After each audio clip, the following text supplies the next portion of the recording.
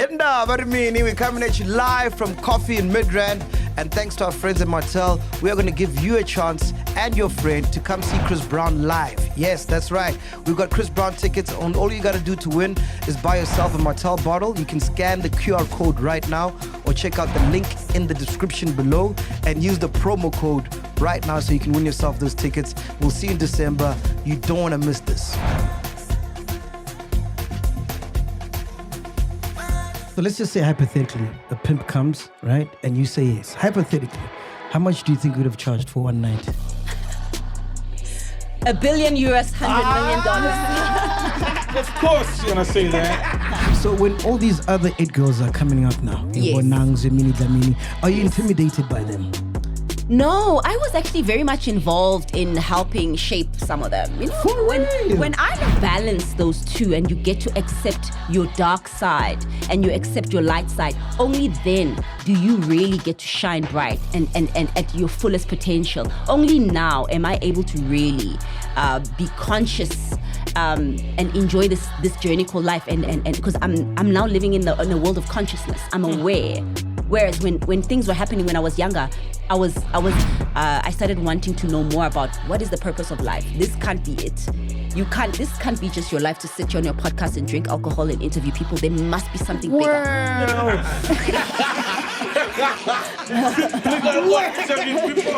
And now people are using a lot of social media for witchcraft. And when I'm talking about, we need another drink. Hold on. We need another drink. Hold on. Remember, I was shocked I had your number, bruh. From back in the life days, bro. How did you get my number? Oh, God. Let's not go there. Yeah. No, but this nigga. This nigga is like.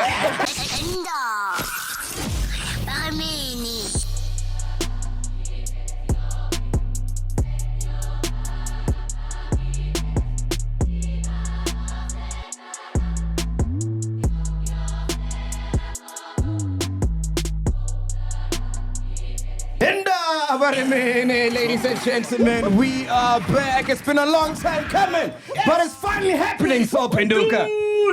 Today we're chilling with a powerful woman. A woman that has been fired more than I have, bro. She crawled that all the it girls can run. Hey. Please make some noise for the one and only, the beautiful and the talented THEMA. Yeah, finally! It's happening. Oh my goodness, you look so good. Yeah. You're 43? You can't eat me.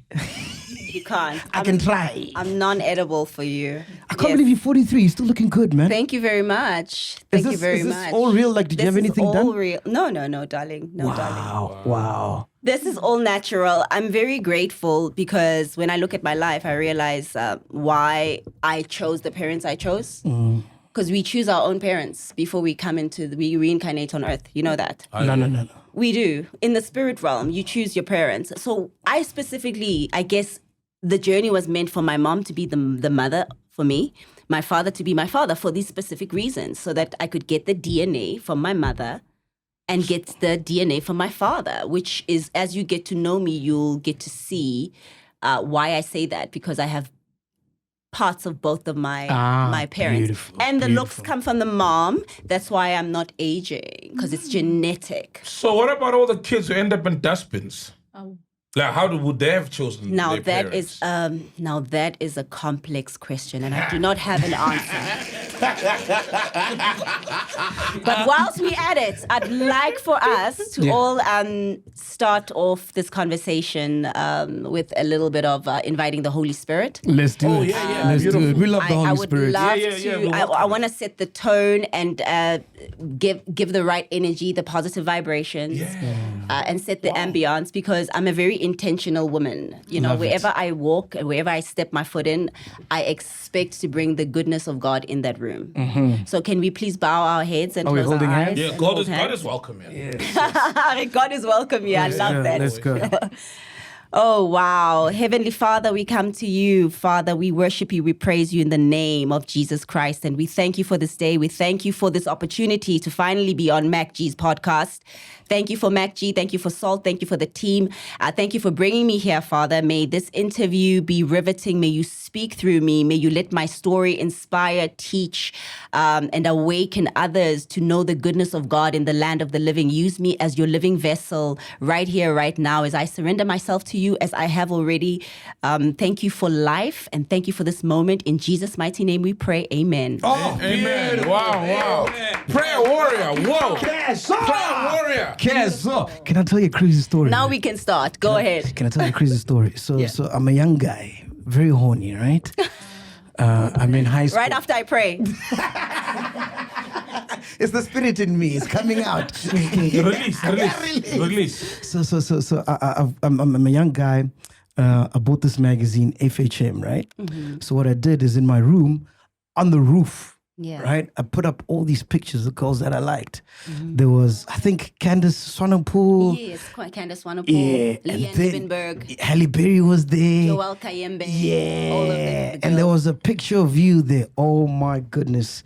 I used to fantasize about you all the damn time. I think the first time I jerked off was looking at your picture. Yeah. Oh my goodness. Yeah, I kid you not. First time. Yeah, probably. Yeah. Whoa. Yeah, if I'm not mistaken. Yeah. Whoa. You never jerked off to NONHLE. She's not my spec. I'm not your I'm type. weird, man. What's your type? Like thick women. Okay, I'm too skinny. You already had the Yeah, type. and I went through a boob phase. So remember Faye from Generation Vivian? Well, what's her name? The colored lady with the huge hair back then. Who dated Glenn Majosi on Generation. yes, I remember Faye, I think Faye. Faye. Yeah. I masturbated to her. Julia. Remember Julia Mutene? Yes, with the legs, with the shiny legs. Yeah. Exactly. So Can I just interject and just let the young people that are watching that this is not the purpose of why I'm here? No, sorry. Come We got on. carried away, but this is our truth. May you not feel these ways when you're looking at people on television. May you actually live vicariously. No, but through listen, them. nonsense. Honestly speaking. That's the purpose of actually why we've been crafted in terms of being in the showbiz space. No, I get that, but Yeah. honestly speaking, how many young, horny guys, teenagers, do you think masturbated to you when you're on TV or FHM? Be honest, how many? I would have no idea. There was a lot of us. That's all I can tell you. we No, speak- there was a lot of He us. speaks for a generation out my there goodness. of boys. I who are never not had men. that in mind. I was actually quite flattered because I never really saw myself as sexy. You know, when I got into TV presenting, I just had a passion for just doing what I do. But do you masturbate though? No. You don't? No. 43 years, you've never masturbated at all. My goodness. It's normal. Come on. Yeah. Over people's pictures, definitely not. Oh, okay. Yeah. So you've done it, but with not No, people's I pictures. don't do such things. I know. It's like, Not that you still do, but that maybe you have growing up, discovering your body. Can we go into We're gonna get to that. my lifeline and just get to know me, because I feel like I know you guys, you know, from the little bit of the shows that I've watched, because I am a fan of the show, by the way. Thank you. And I think you guys are doing a really great job here. We appreciate and it. I Thank think you are in a very powerful position because you've got like 1 million and something, almost 2 million followers that are following you guys. All of you guys. You've got about, almost, we're getting to 2. I know you'll get to 2 with this episode, right? Right? I'm manifesting. Right. I manifest. I speak things and they happen. God is in the room after all. God is in the room. And so Yeah. you guys are in such a powerful position that you have the minds of the youth. You can shape people's lives. You can mold people to be better in the society that we're living in today. In a generation where there isn't much people in this kind of space that can empower other people to be the best that they can be. So I would like us to just give you guys a round of applause for being an inspiration. Wow. I don't think you get your flowers. Thank you. We appreciate Am it. I making sense, guys, to do? No, you are. Or am I giving them flowers too early? They deserve the flowers, But right? it's not about us, it's about you. Right. So in 43 years, you've never experimented with your body at all. Is that what you're saying? That's what I want to hear. I live with my body. I'm in my body. Yeah. I've been experimenting with all parts of me. What are we talking about? Are you using your finger here, dildos? Where we at? The most I've been experiencing parts of me has been my mind. I've been recalibrating my mind, my mindset, because for me that is the most, I don't know. It's desirable, the mind of a being more than the physical spectrum. Dude, I've always wondered, right? When you're at your prime, right? Like, who was in your DMs? Which kind of guys were in your DMs? When I was in my prime, there wasn't a lot of social media space, remember? There wasn't. So people used to actually, before even all of that, people used to, if they wanted to reach us, they had to write letters to Mnet to get to us. So who's writing these letters? The DMs would come in form of letters. Yeah, we're talking politicians, soccer players. Who was it? Back then. Or who was on your SMS? I think that's the question. No, Who was on your and then- SMS? and Not then- the fan mail. And then we had BBMs, remember? Yeah, Oh, yes. Yeah. You were like the crown jewel, dude. Yeah. You were the it girl. Every guy wanted to be with you. So I always wondered, like, who was hitting you up?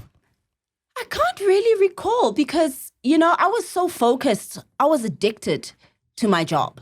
I was so addicted to the space that I was in on just my career, TV presenting and doing what I was doing that I don't really remember, but I know guys were quite infatuated, which I'm very flattered, but I never really paid it a lot of mind because I was focused on the goal. I had a vision. I have a tunnel vision and I was just like, this is what I want to do. So guys were really not something that but I remember when we would interview people, because we had a lot of, obviously, they would come through and they would interview and I would be like, oh, okay.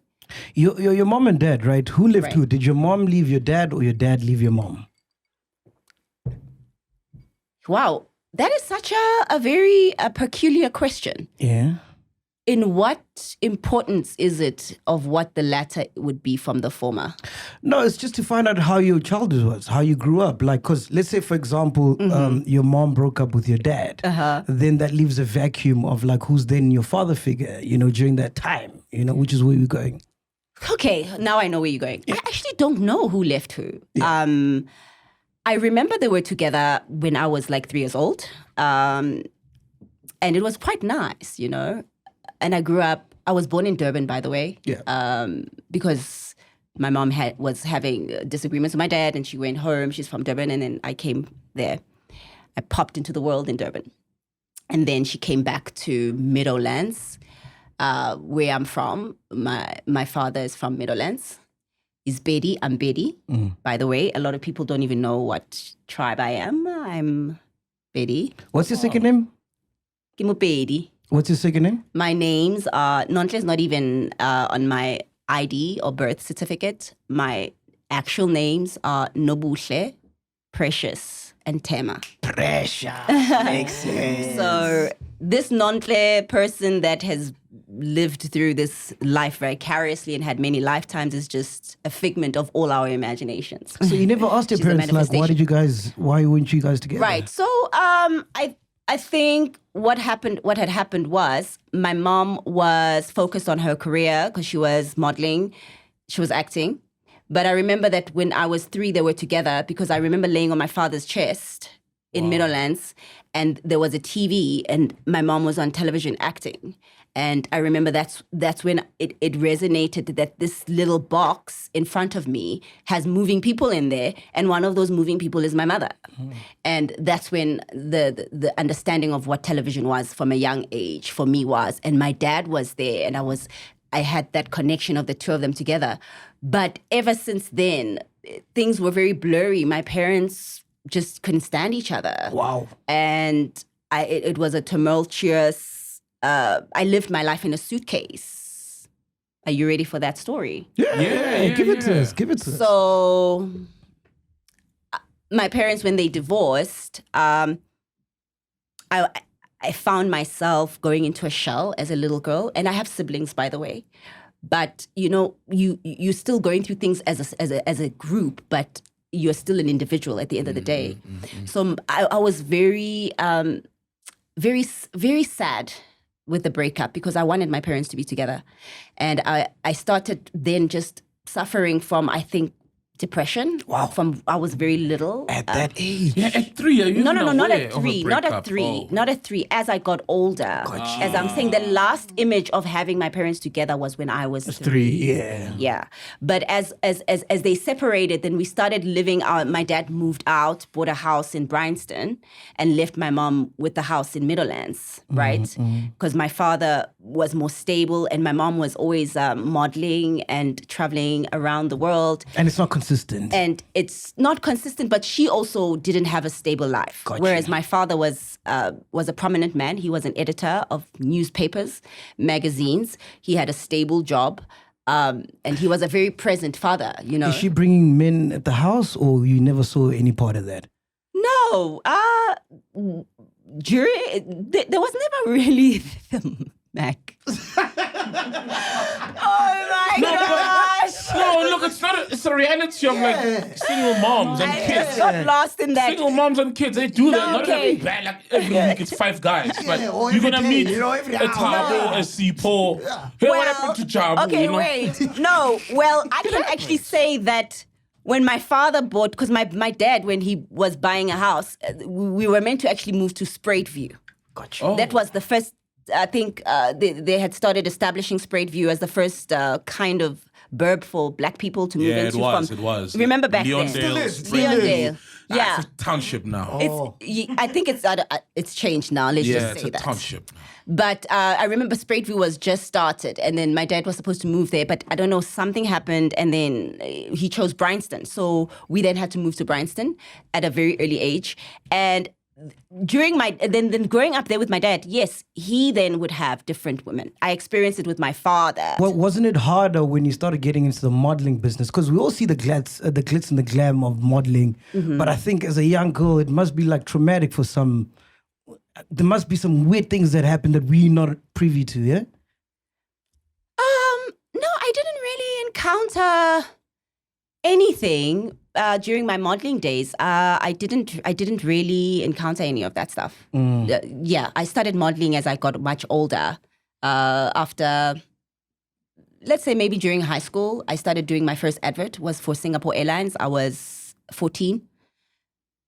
Everything was fine. And then I did pageants after that. There was no, I didn't encounter that. So I can't speak on something that I didn't experience. But what's the psyche of a young girl? You're at a pageant, right? You think you're the most beautiful girl in the world. Yeah. And then you don't win. Like, doesn't that fuck with you? Because it will fuck with me a lot. Oh yeah. Nah? Oh yeah.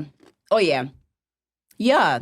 I mean, the reason you enter pageants is because you want to win. And then when you don't win, you feel like maybe there's something that is not complete about you. You know, but obviously that comes with, because your emotional intelligence is pretty low at that time, because you're also very young. You're not understanding that there's only one winner, and not everybody has the same timing for things. It could be somebody else's time for that particular celebration or being crowned. That, you know, everything has a season, and you don't understand those things. You know. So when you're growing up, who has the sex talk with you? So, you really want to talk about sex with me? No, today? no, I just want to know. I mean, your dad's not around, you know what I mean? So I remember I was 11, 12. I used to listen to R. Kelly. Oh! Hey, that man taught a lot of people about sex.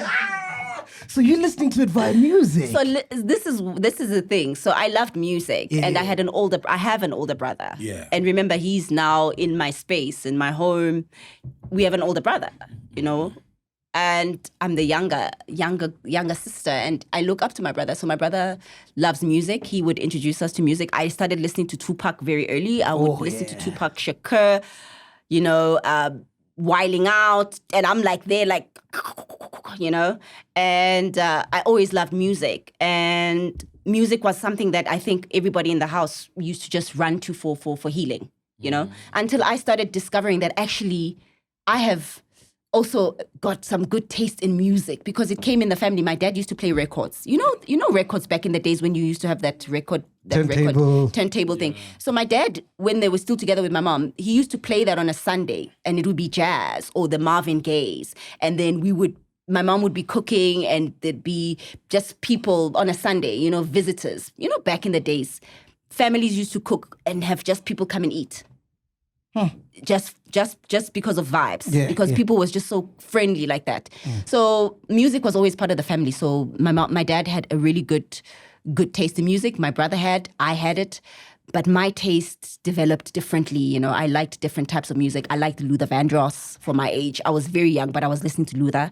So as I said, I did like 12 Play. I did like 12 Play of R. Kelly, and that's where I got that talk that you're talking about through the music. Okay, because remember, music is a teacher. Yeah. Whatever you're listening to, whatever you're reading, you're comprehending it, and it's either giving you information, it's equipping you, or whatever. So, but with the R. Kelly stuff, it's more raunchy and less educational. Like, hey, if you do this with a boy, you're gonna fall pregnant. With R. Kelly, it makes you wanna have it without thinking about the consequences. Well, I wasn't thinking of having it at that age. Thank God. Yeah. But that's the only time that if you're saying any sexual conversation would be maybe a song from R. Kelly, but I never really sat down. You know, black parents, they don't sit down with young people. The bees and that story of the bees and the one, I've never heard the bees. Yeah, it's just ungaletisis. We don't get those. We don't. And besides, with me anyway, I was raised by my father, remember, and I was the only female in the house. So I was raised from a male perspective of you will succeed, you will buy your own car, you will be independent, you don't need a man, you will be, you know what I mean? You will be academically inclined, you're intelligent. So I always had that space. So having relationships early was never really in my equation. One last question about sex. Never. Can you take us back to the day you lost your virginity? What's happening? Where are you? Who's this guy? This lucky bugger, the motherfucker. Why do I feel like you wish it was you? Yeah, I do. Of course it does. Of course. I'd have it on my forehead. I'd have it tattooed, dog. Wait, what are you going to tattoo? I popped NONHLE's cherry. Oh. What's happening? Like, where are we, man? No one's ever asked me any of these questions in my entire life. Yeah. Actually, I've got, I think it's probably here in some of my pictures. I've got some of my old pictures here. The guy who broke your virginity? Yeah, he was my first boyfriend. Wow. He was my first boyfriend. Okay. Yeah, he was my first boyfriend. You meet him in school or? So after matric, because I had a pact that no, you know. This was before I knew that you should get married prior, you know. This was before I got that revelation and that understanding. When I was still following the customs of the world, my first boyfriend, I met him after varsity, after school, after high school. I was working at Eastgate. I had a part-time job. I met this guy. He was working there too. And we vibed. We dated for 5 years. I was 18, 19, 20, 21, 22. Yeah, we broke up when I almost turned 23. Yeah. When does he pop the cherry after Yeah.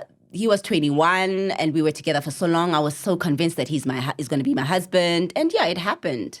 Yeah, because we ended up staying together because I moved out of home in matric when I was now studying at LNB campus. I was living by myself, and then I moved into a commune, and then he would come and visit. I had freedom, remember? Now I was on my own. I was out of family.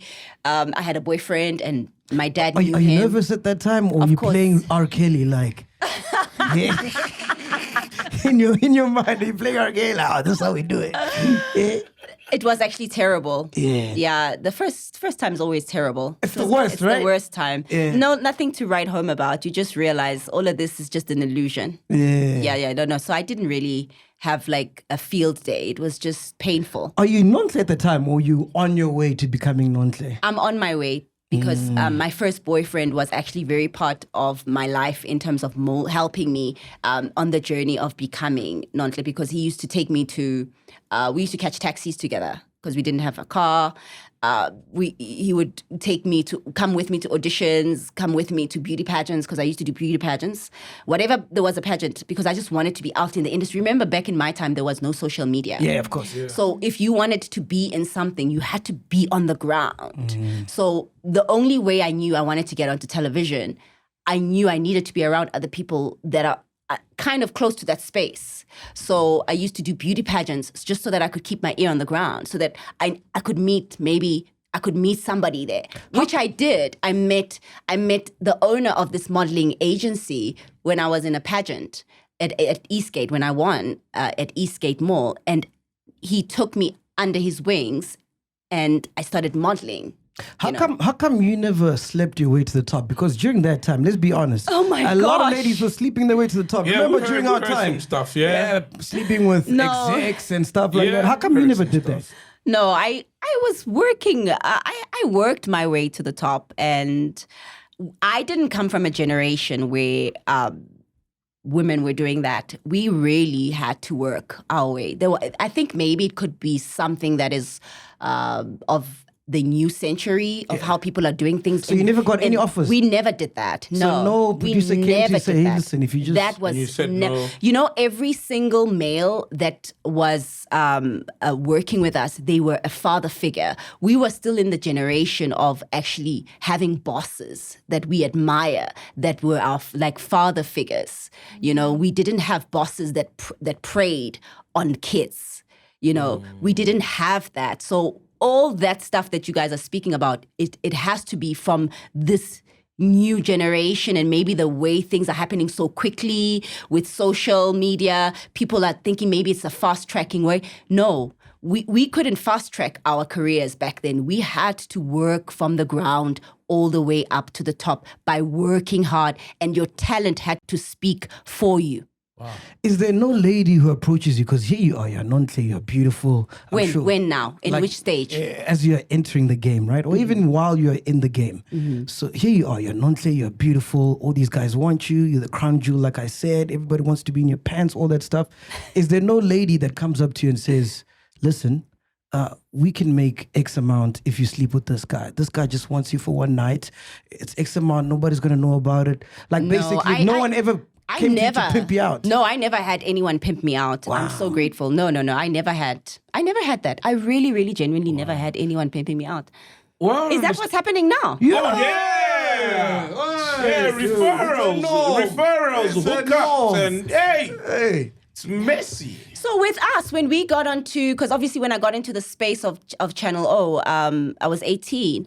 We even were trained as presenters. They got a lady who later passed. She was the presenter of The Weakest Link in South Africa. Oh, Fiona was Lewis or actually something. Fiona. Yeah, Fiona. When we were appointed as the new presenters on the channel in that year, Fiona then came and groomed us. So I come from a background where it was really about your talent. It was really, really about, can people engage with you? Can people be drawn to you? Yeah. There wasn't gimmicks. It was either you had the talent or you couldn't work. You couldn't be given the position. Because nowadays, I think there's a lot of gimmicks. There's a lot of different ways that people can kind of hide behind not having talent. So with us, things were very transparent. So no amount of doing whatever was going to get you to the top if the talent is not there. And also, you're from a well-off family. You don't need the money. You know what I mean? Yeah, well, we got it. Well, I got into television because I actually loved this space, and I loved the fact that I could speak to millions of people using that TV box as a medium to have that connection with millions of people at the same time. For me, that was before the phones, remember? So if I wanted to reach people, it was either through television or radio. So let's just say hypothetically, a pimp comes, right? And you say yes. Hypothetically, how much do you think you would have charged for one night? $1 billion, $100 million.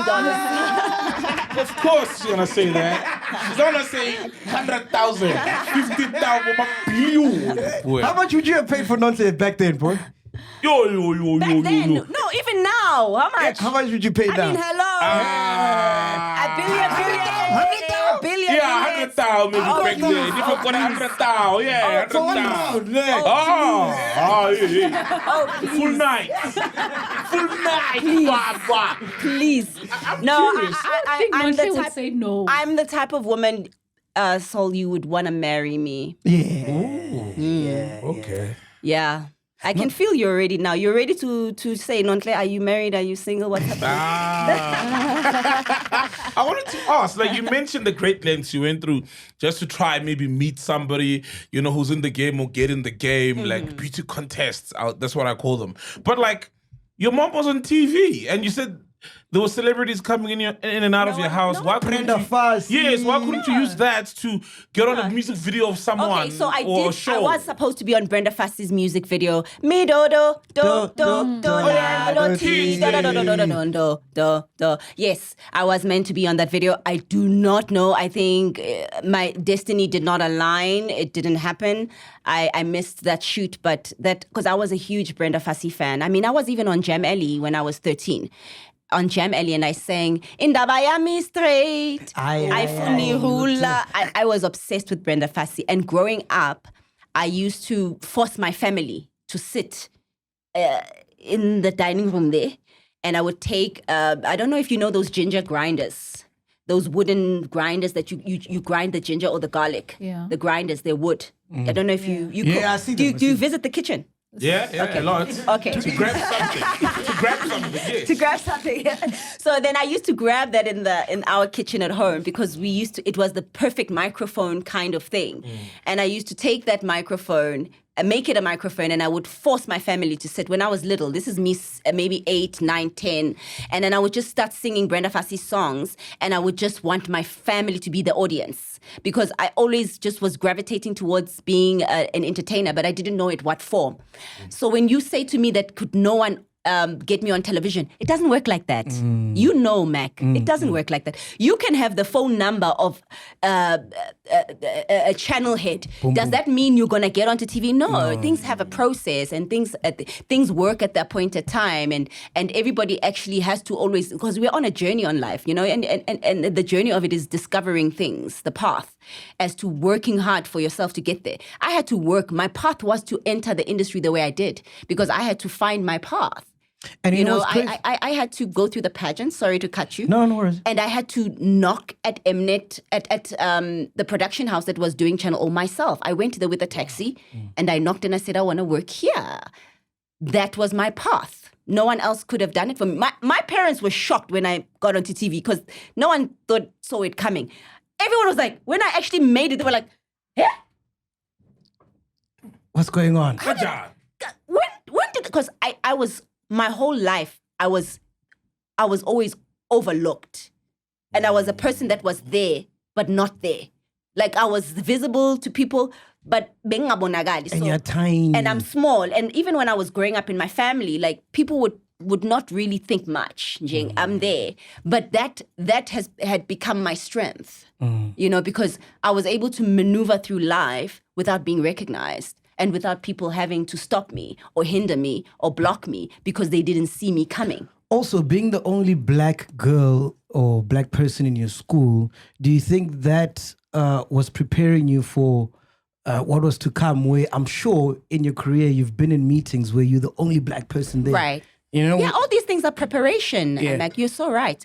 Yeah, I think also I found myself at a first school that I went to, the multiracial school that was first opened for Abantu Abamnyama. I remember it was called Sagewood. It was in Observatory. It was a really nice school. And then I moved to Bryndale Primary in Bryanston, and I think it was 19. What year did I put on those pictures? Because I don't remember. Yeah. I was in standard 3. Mengsati standard 3. Hey, it's hard. Yeah. But I remember, I was the only black person, and it was even when my dad was coming to sign me up, he was the only black parent, you know. And I was like, okay. And our neighborhood, where we lived, we were the only black family. Wow. So it was back in those days where it was unheard of to have that. So I think all of that was equipping me to be able to adjust because we were in the suburbs. Yes. And then on weekends we were in the hood. Of course. So I was able to juggle being with the only black, and then I was able to juggle with being with every black. So which rooms are you in where it's just white people, like later in your life? Which rooms are you in, if you remember? Career-wise, you mean? Yeah. Like, I mean, with my agency, I know it was run by a white male. Oh, the guys that scoop you up, yeah? Yes, when I started modeling, there were plenty rooms. I can't exactly remember exactly when, but there were rooms when it mostly would be more white people. And obviously because I can relate throw me in a room with black people, I can Yeah. come out leading the herd. Throw me in the room with white people, I can come out leading the herd. Throw me in the room in America, I'll be fine. Throw me in Nigeria. So I was able to have such a beautiful life of learning. I was able to travel early. And I'm not xenophobic because I've lived with. Why were you staying in Jamaica, by the way? Different parts of people all over the world. Why were you staying in Jamaica? Why did you stay in Jamaica? I was there for work, for O Access. Remember, O Access made me live all over the world for many years. Okay. But before O Access, I was in the continent. I was already being introduced to my fellow African brothers and sisters. So for me, when I was already 21, I was getting used to going to Zambia, to Zimbabwe, to Nigeria. When my dad was like, yo, be safe in the plane. I was just like that. Yo, everything is good, So I was accustomed to just getting used to all types of different types of people, and we are all the same. Before we talk about your TV career, right? A lot of people think like you're this blonde girl, stupid. Right. Who thinks that? A lot of people, but you're quite smart. That? Give me their names. How much time do you have? Give me their names. But you're quite smart. You actually studied IT, right? Well, I think the perception of maybe how I look is because of how I look, and I think a lot of people might have their own perception on when they see a physically appealing aesthetics body. They might think that you are just the looks, Yeah. So I don't blame people for thinking or whoever that is, because not the people I'm around. People actually really respect my mind and my brain because I have a lot to offer, and I have a lot of information within me. I have a lot of knowledge. I have a lot of wisdom. And I don't have to prove myself to people. And I never really ever have, just because I look aesthetically edible, it doesn't mean that. So why study IT out of all things? No, because in high school, after high school, I was done at school. My father insisted. He was like, okay, after school, you're going to go to varsity. And LMB campus was the campus back in the days. Yeah. It was expensive and everybody that was cool was there. And then so he recommended that I do IT. Yeah. Because information technology was what was the trend at the time. And accounting and... Yeah, but also we were now moving into the world of information technology, of technology. Remember? 2K, yes, we were Y2K. Y2K. So my dad was always equipping me for being financially stable and having a career that was solid, because he didn't really know my passion for television at the time. So he just wanted to equip me and to give me into a career direction as a parent, because that's what a parent should do. You should steer your child to the best place for them, right? So I did IT because my father had recommended that. And I thought it would be a great opportunity to learn a little bit about this world of, the computer and how it works and the different types of programmings and the softwares, because it is important to know. So did you do Java? I did all of that. Oh, wow. But the problem now is that I got bored because I spent every day at varsity sitting behind this computer and I didn't speak to anybody. And that I was 18, and I think I started discovering that this is not really where I'm trying to go. I'm a speaker. I'm a vocal person. I like to engage, right? So when I finished studying that, I had to go back to my father and say, look, Dad, can I change the course and do something else? Because So you didn't drop out? No, I never dropped out. No, I finished everything. And then I just said, can we change it now? Because I had a couple of years still to study. And I said, and he said, okay, what are you passionate about? I said, I've discovered that I would like to speak. I think I'd be better off in marketing. And at the time there was IMM, Institute of Marketing Management. It was the biggest marketing management certificate. If you got that diploma, you were made in any job. Yeah, in any job. So then I said, this is what I want to do. I want to be in marketing. I can market anything. I can do this. And then, yes, I did. And then he allowed me to switch over. And I had to prove myself as well in that year of studying IMM, because in the same year, because beauty can be such a gift, but it can also be a curse, which is the story of my life. I'm very familiar with the different aspects of life, because we live in a dual universe. There's yin and there's yang, and there's good and there's bad, and there's dark and there's light. So there's the ups and the pros of how I aesthetically look, and then there's obviously the cons. And I remember in that particular year as well, I had just won the pageant, Miss L&B Campus, right? So there I am, I'm winning this beauty pageant, and I'm now, I've just finished IT, and now I'm doing IMM. And I remember one of my lecturers, just maybe also, I've always been fueled by anyone who undermines me. Yeah. He undermined me somehow, as in like, yeah, you better still be able to focus.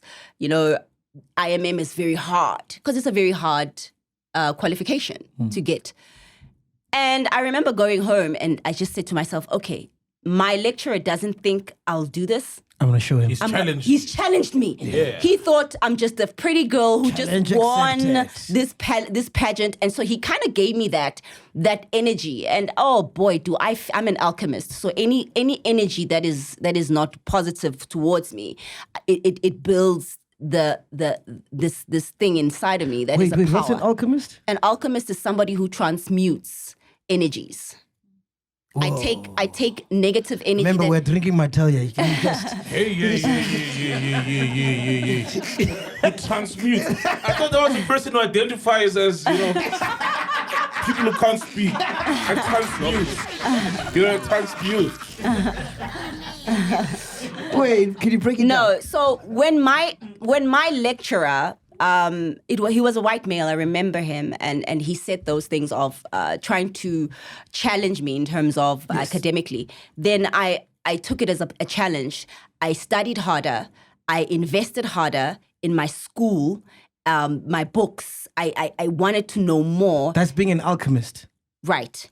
And I ended up, at the end of when there were graduations, I was awarded top marketing student with the most distinctions. Wow. And most distinctions. Wow. So that was me being fueled up by his negativity. His negative energy towards me fueled me to excel. So my entire life, I've always propelled to my highest self through negative energy. It's kind of like my footstool. It gives me that push to get to where I need to go. Because if I never get that challenge, I'd be stagnant. And I'd just be comfortable in just being mediocre. But every time somebody thinks that I cannot do something, it challenges me to take that upon myself, and to take that energy and to have it mold me, to be successful beyond even what I thought. Because when I got those many distinctions, it blew my mind as well. I was like, damn, I got this. I can really channel, because everything is in your mind. So I started knowing then the power of my mind, and how my mind can do and be anything that I put my mindset to be. Everything else that other people think of you is just an illusion. It's their reality, not my reality. So where's your mind when you go to Channel O? You catch a taxi, you go there. Mm-hmm. They're like, hey, listen, we don't need any more presenters. Yeah. And then you drop your... Yeah, Forster. Yeah, Forster. You drop your... What did you drop? I got it here, if I can find it. Yes. It was a Z card. A Z card, Yeah, right? it's called a Z card. Yeah. And they don't call you back? Yeah, for like 3 years. So what are you doing in those 3 years? Where's your mind at in those 3 years? I'm doing pageants. I did Miss Black Like Me. Oh. I was here with Gail Mabelan, Gareth Brown. Wow.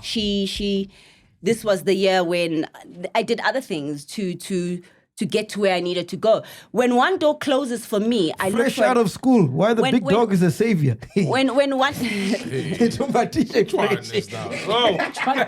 did he say? No, it's the cover. It's the cover. It's the cover of the MacG. So when one door closes for me, I don't give up. I find another alternative to get to where I need to go, especially if that's the destination that I'm trying to get to. I'll open a window, I'll open a crack somehow. So I always move forward, and I've just always had that resilience from when I was very young, and it's a gift. It's called a spiritual gift. So how are you making money in those 3 years? Making money, I was working in clothing shop. I was working at Eastgate because I ended up winning a pageant there. This was before TV, right? Yes. Before TV. I'm working, I'm earning 10 rands an hour. I'm folding clothes for guests, for DLI clothing label. Yeah, and I'm folding clothes, but I get to buy these clothes for 50%. So I get to have an incredible wardrobe. So that was an advantage. And I get to meet people at the shop. It was cool back then we were called casuals. Do you guys know what that is? Yeah. Okay. It's not permanent. Okay. It's like yes. temporary stuff. Yes, sort of. but they used to pay me 10 rand an hour. I remember very well because I'd work the whole day standing on my feet for 9 hours and it'd be 90 rands, but it was something. You worked in clothing. I worked in clothing, in retail. Yeah. But that was the time when I was doing pageants as well, and I would win things. With pageants, I would win here and there things that give you some money if you win, some clothes, some sponsorship, and I would always meet. The most important thing for me was never really money, because that's not the most important thing. The most important thing is positioning yourself in a place where you can meet and encounter people that can be your destiny helpers. So relationships was always the most important thing for me. I would always meet people at these places, at these pageants, at the shop. I would meet people bringing their kids to shop, and they were managers of companies, and they'd say, you could do this, you could do that, your voice, your sound, we could link you up with so and so. So for me, that was the reason why I was always out there. Also it was good for me because it kept me from this. A lot of young people today, they idling. They waste a lot of their time. That's why they're not keeping themselves busy. And that's why maybe a lot of people end up suffering they're depressed. They're watching so much of other people's lives. They're not doing things on their own. They're not pushing for their lives. They've got too much time. They're idling. And it can be your worst, curse. It can be your demon. So what's your plan B? Because, year 1 goes by, Channel O is not calling you. Year 2 goes by, they're not calling you. Year 3, did you have a plan B like, this Channel O thing's not going to happen? No, that's fine. I did because I studied IMM, remember, marketing. So when I did one of the pageants, I got to be runner-up, right? And my plan was obviously if I win the car, there was a trip to the state, there was a trip overseas. I was already planning that. I was like, okay, I'm going to do this, do that. But of course, sometimes in life we can plan, but if it's not the right time, you won't get exactly what you desire. But you always get what is meant for you. Everything. So your plan B was... Especially for me, I've learned that as a child of God, everything works together for my good. So your plan B was to model? No, my plan B was, I was discovered on this particular pageant by IMM. They sponsored the pageant. They sponsored a course. IMM, what I was studying, happened to be a sponsor at this pageant that I was now in.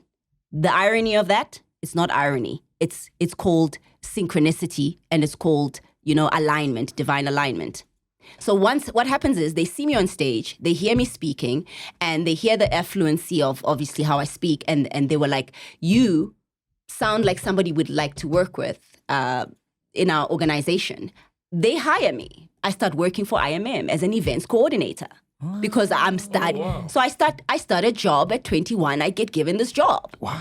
They met me at the pageant. You still want Channel O? I'm waiting. No, it's not over there. Yeah. I've never given up. It's coming. Yeah. I know it's coming. Yeah. So then I start working at IMM Now it blows my mind at how the manifestation journey of my life has always been. What I wanted this qualification. Now I find myself working inside the organization of this qualification. And now I'm doing events coordinating. And I'm like, okay, this is fantastic. And then I'm meeting more corporate people within. Got you. So I don't have a car, right? And so now I'm earning 4K a month. They paid me, it was quite a lot back then. Yeah, it wasn't bad at all. 4K can do a lot. For first job, And I'm like, okay, great. I've got money. Now I'm making good money. Then I can quit my job at the clothing shop. Putu, as I'm doing this job now, I'm fine. I'm not thinking of Channel O that much. I'm preparing to get a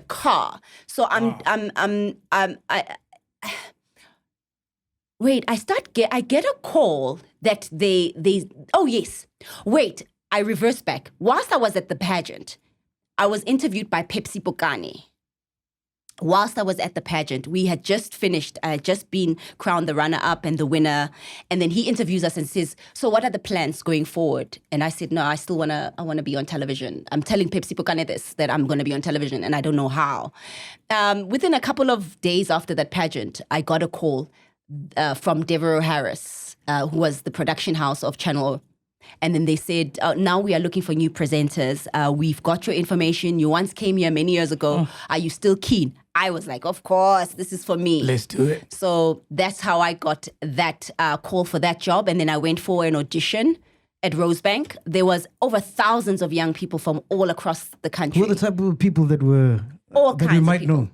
Well, there was Lungster there was Proverb there was Guhle there was Fezile there was Lindy there was a whole lot of us. You're not intimidated at all? There's thousands of kids, of young kids, and they're all dressed great. But I knew the job was mine. Spiritually, I already knew because everything happens first in the spirit realm before it happens and manifests in the physical. Do you do anything to stand out? Because there's a lot of kids there. There's a lot of, yes, that's a good question that you asked because I had to stand out. So my hair was colored purple. Whoa. You don't have a purple color here that I can show you. It was a very nice red color. And I wore a top that also was matching my hair. And I had a belly ring and a tongue ring. Because that was my rebellious stage. After matric, I went and I had a belly ring and a tongue ring. And I colored my hair purple. And that made me stand out. Jeez. So when I went inside that audition, I remember. So for me, when they gave me the script, I was like, this is easy. I've been preparing for Channel O. Remember, I've been preparing for Channel O my whole life. This is my job. This is, in my mind, this was already cast in stone. It was done. Because as a child, when I was 13, I was watching Candy Litchfield, Shomla Dandala, Mbuso Tabete on Channel O and Grace Meadows, KB, and they were my heroes. And I was just like, one day I'm going to be part of that cool gang. Cool, because they were the cool kids on television. Yeah. We don't have that today. Like there's a cool crop of people that you want to be part of. Because it's YouTubers. It died with the Vuzu age. It died, yeah, on TV, yeah. But back then they were the creme de la creme in the television space. So you wanted to be part of that space. So I had dreamt of this moment all my life. So when I got there, I knew what I needed to look like to stand out from the crowd, and my look was very different. And when I did the audition. Yeah, the lady loved me, but she stopped me halfway and said, your tongue ring, go take it out quickly. You could get this job, but that tongue ring is very distracting. So I had to run to the bathroom to take it out. So you're in the building now. You do the Love Doctor, yeah? After 4 callbacks. Yes. Didn't happen overnight. And then the craziest thing is that the biggest show, which put you on the map, you almost said no to. You didn't want to do, right? I was scared. Why was that? Because I remember I had to work hard on, so my biggest thing on the show. This is O Access, right? Yes, on the journey of O Access, I remember even with Fiona when she was training us now at Channel O, she was like, NONHLE, you come from a pageant background. You really have to, for you to be a good presenter and the best that you can be, I see so much potential in you, but you're very closed off. That's what she said. She said, you're very closed off. You've got a very pageant spirit right now. And if you want to be a presenter that lures the crowd and wants people to stay glued to watch you, they gotta feel you. They gotta feel your spirit, your presence, your essence, your personality, your energy, So this modeling thing can't work here. You can't just be... Look pretty. Thank you.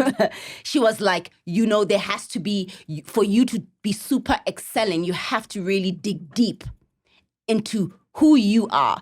And so, I'm 21 at the time, and I'm just thinking, okay, cool, I'm just going to be myself, right? But I think that information from Fiona was kind of nice because it allowed me to tap into just being relatable early.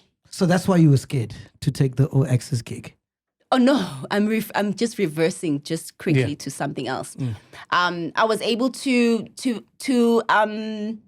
be relatable to the audience. Yeah. And people enjoyed my authenticity because I ended up just relaxing and just being myself, because that's what television presenting is. It's not prim and proper where if I make a mistake, I go, oops. You know, I was able to, if I make a mistake, I must flow with that, because people need to realize that I'm a human being. I'm not a robot. Yeah.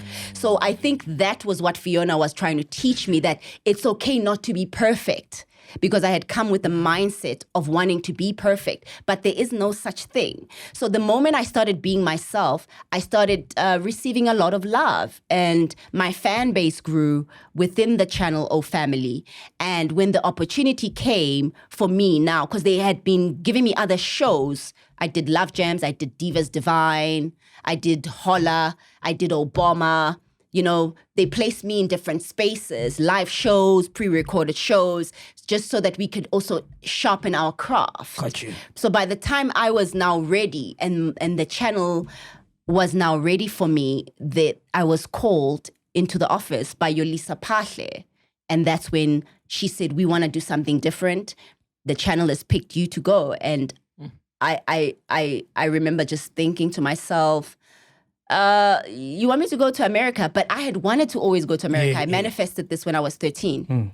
So it was a dream come true for me. But I was not so sure if I was capable to handle the task at hand, because the mandate was so heavy. I wasn't sure if this mantle of a responsibility of being the first African child to be taken abroad to bring content on a one-on-one basis with these stars that we've had conversations with generically, or we've engaged with just interviews generically. There's never been another person that was part of my world there with these people. I don't know if you get what I'm saying. Nah, dude, 100%. Okay. Trust me. So that was a big mandate. I think it's this Johnny Walker thing. He's looking tired. Which is so surprising you say that, because I mean, like, you were that small kid that in the family, not a lot of people expected this much from you. You were the only black child at school, the only black family in the white neighborhood, you know? So to be doing something and be the first, I don't get why it would scare you so much when you've been the first at so many things in your life before. Very interesting question, and I thank you for that. That's actually a very beautiful thing to say about me, Saul. Well, you said it. You've got to know. But You've been saying it throughout. Like, I'm just observing it. No, I'm glad that you picked it up, but I didn't think about it in that respect as to why would I be nervous. I think why I was nervous was not just about being the first doing it. I was scared of failure growing up, because I was raised, my father, he was a winner always, and I was raised to always win. And because I was always so overlooked, I always had to work a little bit extra harder to win, you know. Also because of how I look, I always had to put on that extra effort to win, you know, because I had a lot of things that were always against me, you know. I had to work a little bit harder.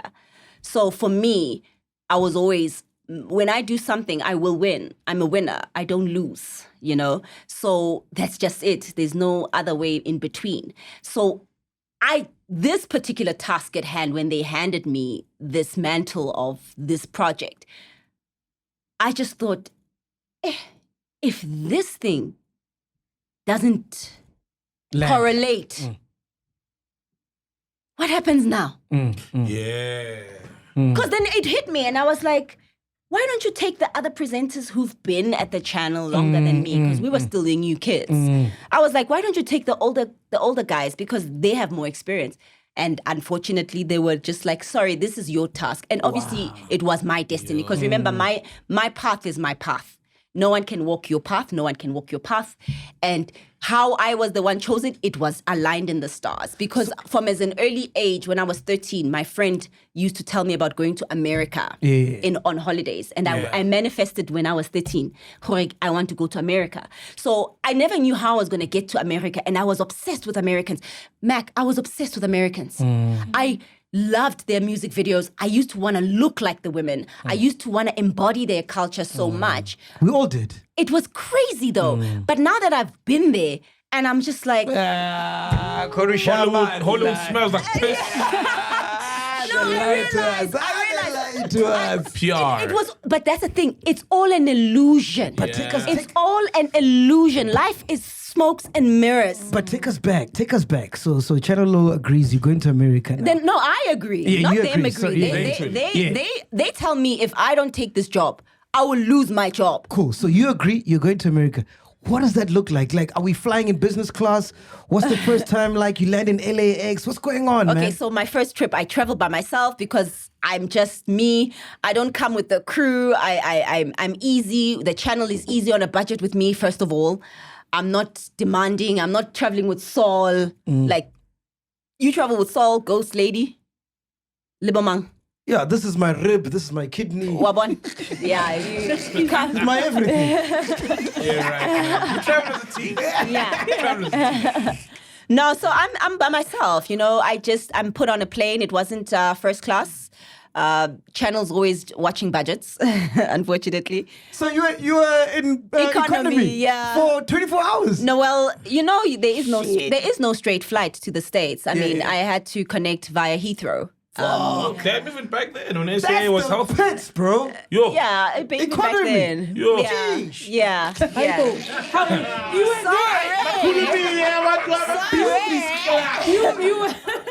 You was there. Siyaxolisa. Sina si-right nge-economy. We were just happy to travel. Yeah. No, obviously it was my first trip, and you know, it was just an experience. No, so you I wanna land, know the and whole- so I yeah, get you to land. Heathrow, and obviously then there's the waiting period, and then I'm just like, wow, I'm excited, you know. Are you landing at LAX or? Then I landed LAX. So you land from at LAX? Heathrow, What Heathrow happens to there? LAX. I'm by myself. I land. Boom. I meet my producers Got you. from that side. And one of the guys was actually Your Body Structure, Thomas Gibson. He's a big producer that side. He was working on BET. What other show that Bow Wow was presenting on? 106 and Park, which was one of the shows they wanted to get me on. But back then, being an African was not... Yeah, it wasn't cool. It wasn't, yeah. So I was just pushing the envelope by being there. But now I want to work on front. They were just not ready for You're me. getting They were not ready. accommodated by the Americans that Yes, side who they- handle they- Paramount or what is it? Production house was that side. Yeah, you. production house. So the link was literally the channel.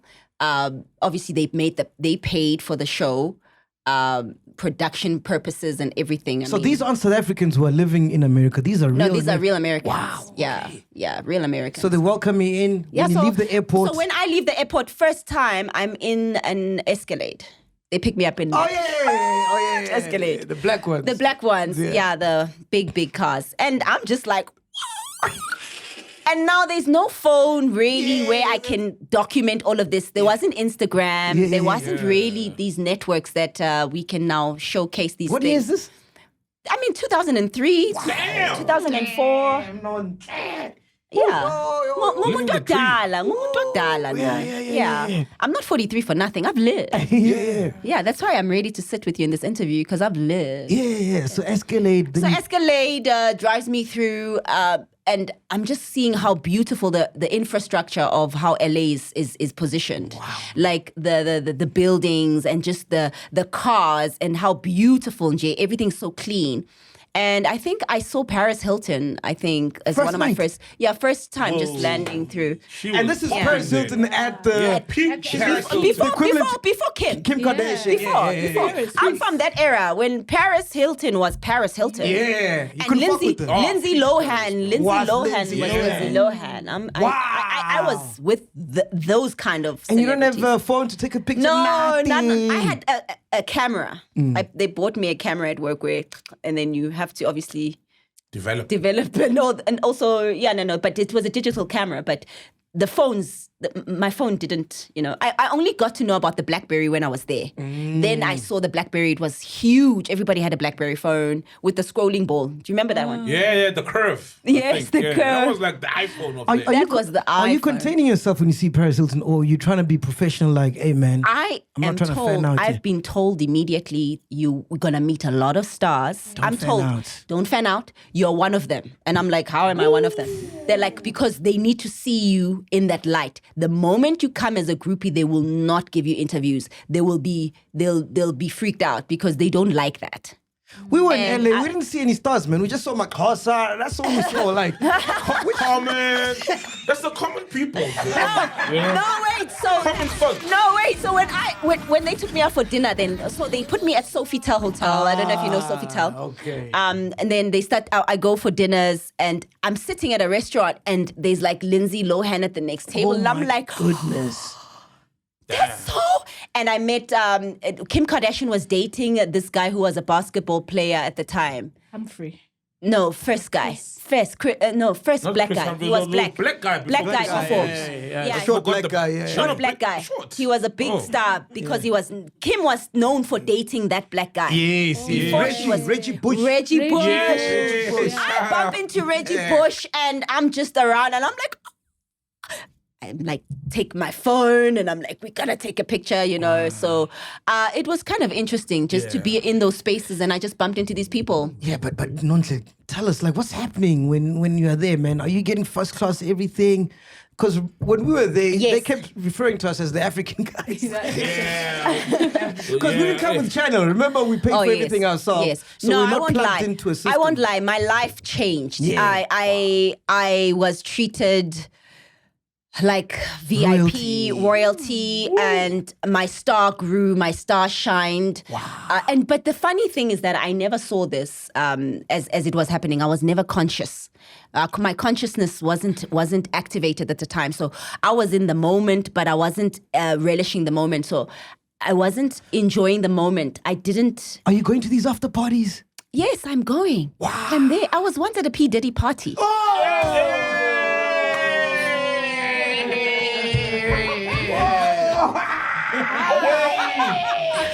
Hey, Now, let me I'm tell gonna need you. a drink for this one. I'm gonna need a drink. I'm gonna need a drink for this one. That's where I met Puff Daddy, actually. Wow, how was that? How was that? He was still Puff Daddy. Yeah.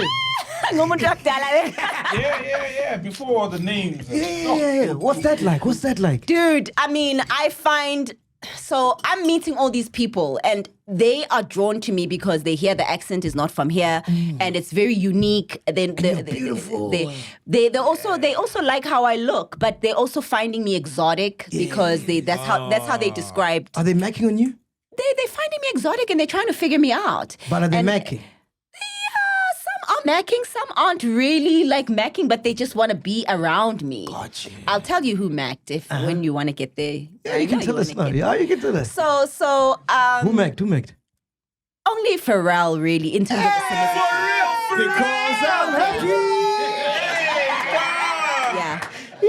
Yeah, he was really lovely. But not to date, but he was like, yo, man, you're so beautiful. What's some African booty? Yeah. Yeah, they were like, you're so beautiful, you know, and it was just so pure. And also, they were quite genuine. It was before, we're living in a dark era now. Things have become very dark right now, which is obviously the equilibrium. Life has to balance. The darkness has to be so harsh so that it can actually be removed, transferred, transmuted.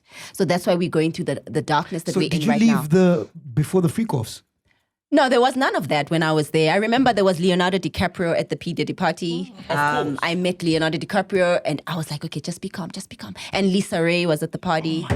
And Paris Hilton was at the party with her sisters. They were the hottest girls. There was no Kim at the time. And You met Jay-Z?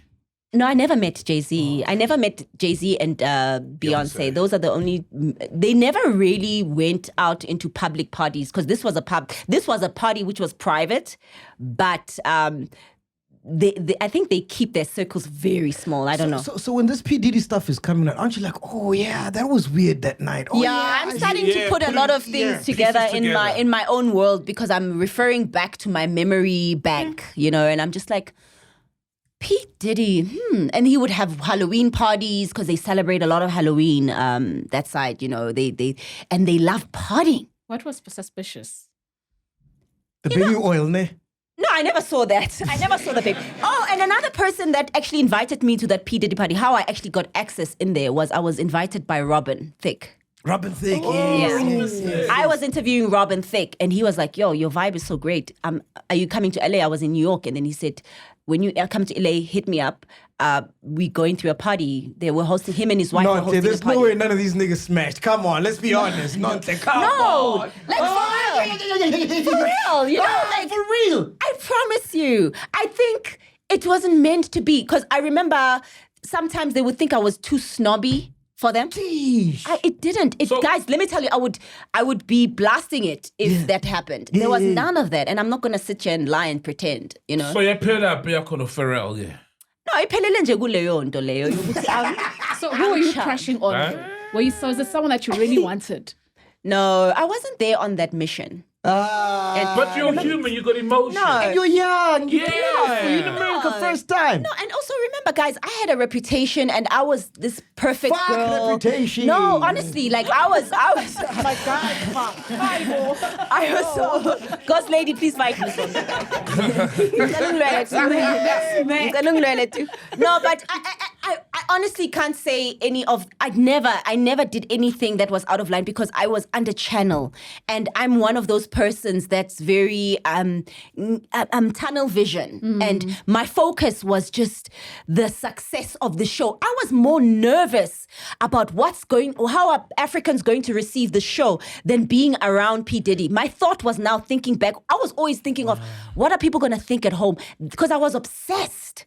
Let's talk about I never got to really be in the moment. I was never present. That's what I was trying to say. Okay. I was always just like, will this show be? So I lived a miserable life. I didn't. It wasn't really lovely. And also, once everything was shut down for the cameras, because we would bring the cameras in to shoot these things.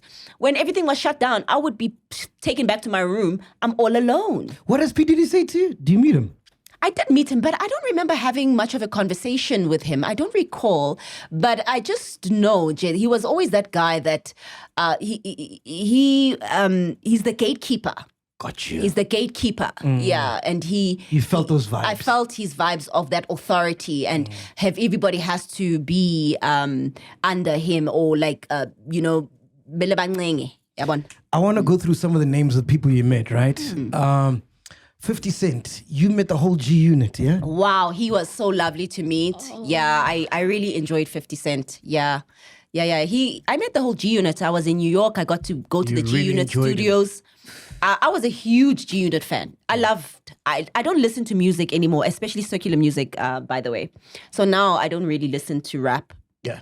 I only listen to music that has spiritual and has godly you're old now. You can't be listening intentions. to rap. Yeah. Thank you. Unhloniphe. Ngicela ungibize sisonhle. Danko.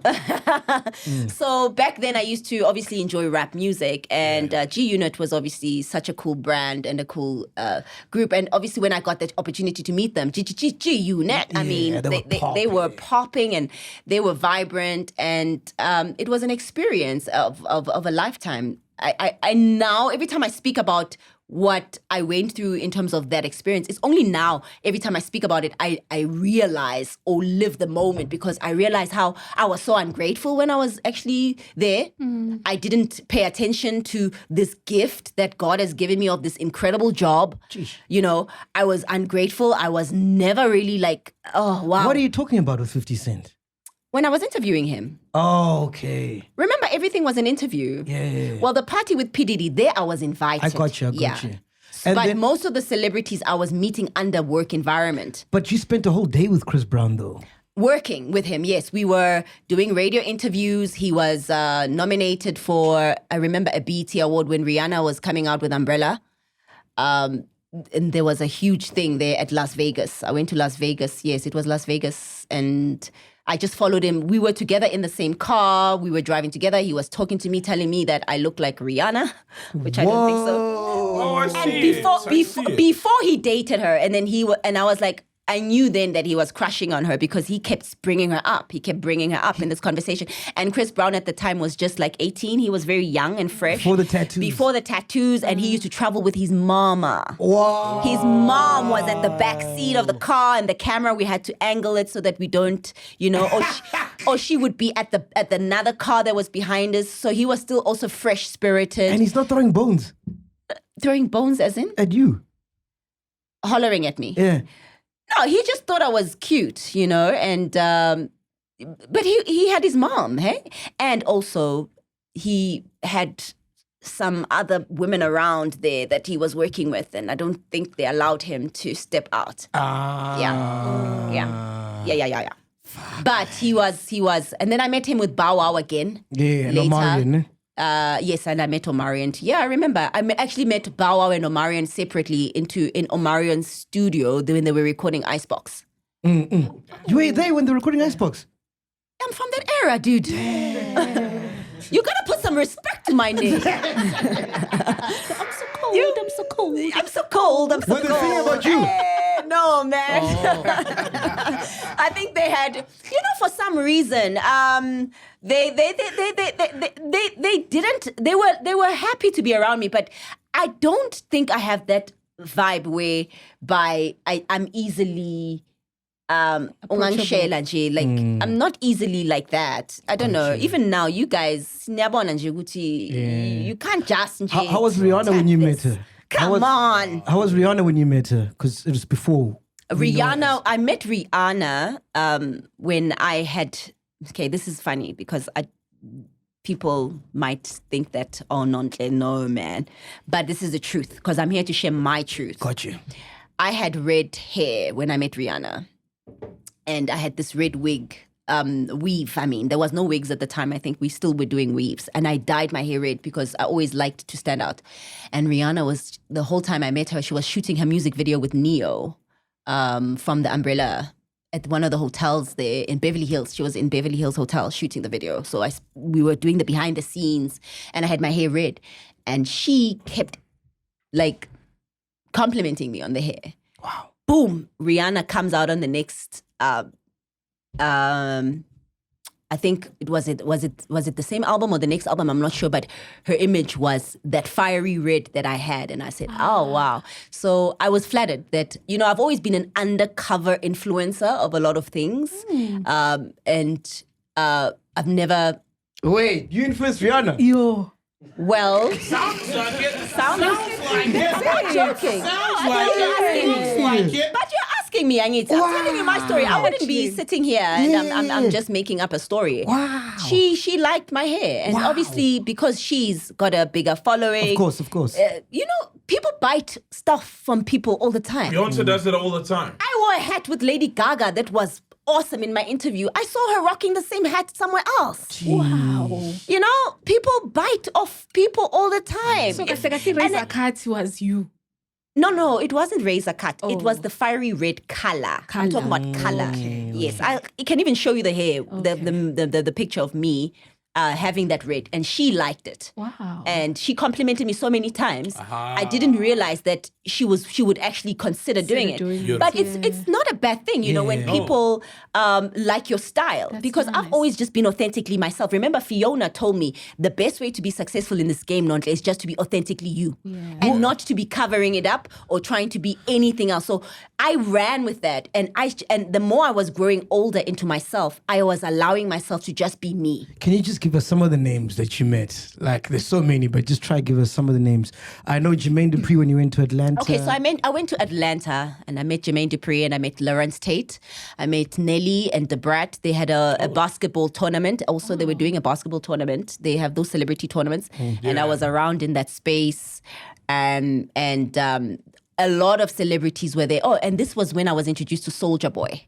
It was the first time he came out. Wow. Yeah, and I got to meet him, and then I was able to bring him onto the market of Africa because when they knew that I had the plug of Africa, they were very excited because they were always wanting to branch out to the African continent. It's just that they didn't know how to, and they also didn't really know how we would receive them, and they didn't know what to expect. So when they met me, I literally kind of became an ambassador for the continent because they were, most of the people I met, I was the first African they had ever engaged with.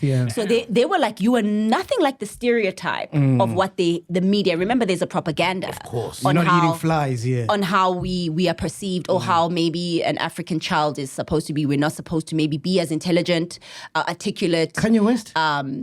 I don't remember meeting Kanye West. No, I don't recall. Eminem? No, I didn't meet Eminem. Dre? No, I didn't. I would love Dre. I loved Dre. No, I Drake? didn't meet Dre. That was Oh, Drake after- was hot. Oh, okay. This was when there was a season when Drake now had just dropped his album, best I ever had. Best I Ever Had, and he was the hottest. And I was crushing on Drake. Wait, when was this? When was this? The first album. Yeah, but of where were Drake. you meeting him? I never met him, Oh, but okay. I never got an opportunity to meet him. But I remember he was one of the guys I was like, whoa, I'd love to meet this guy. But I never got an opportunity. But I was with Keisha Cole when she shot a music video with The Game. Yes. Yeah, The Game was a little bit hardcore. When I interviewed him, he said to me, You've got a very snobby accent. I was like, this guy, I went home and I cried because I went to my room after that interview. It was the worst interview of my life. I actually remember saying, God, may you avenge me of Game, because he was quite mean to me, because he kind of said, I feel very stuck up. How was the reception when you were doing interviews? Because what we felt, Yes. and obviously we didn't do as big interviews like you did. Yeah. But when we met, who's the guy who was late? Jim rapper. Jones. When we met Jim Jones, right? We always felt this vibe like, because we're from Africa. Of course, Maz. And it's Nati, we put them on a pedestal. Do we blame them? Who put them on a pedestal? Who? Who looked up to them? They didn't come looking up to us, you know?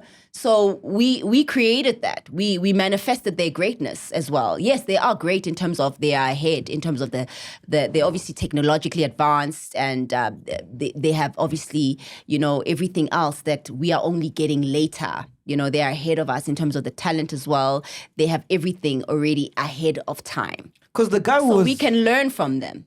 The guy who was dope was Akon. He was very receptive to us. Yeah, I met, but he's not American. I also met him as well, and yeah, he was really big at the time. I remember interviewing him a few times, but he's not American, Yeah, and he got it. He also was able to get in there at the right time when they were looking at working with Africans. Remember, he came on that level, and that's how he was. What did you think of the BET Awards? Because we went to them for the first time ever this year. What did you think of them?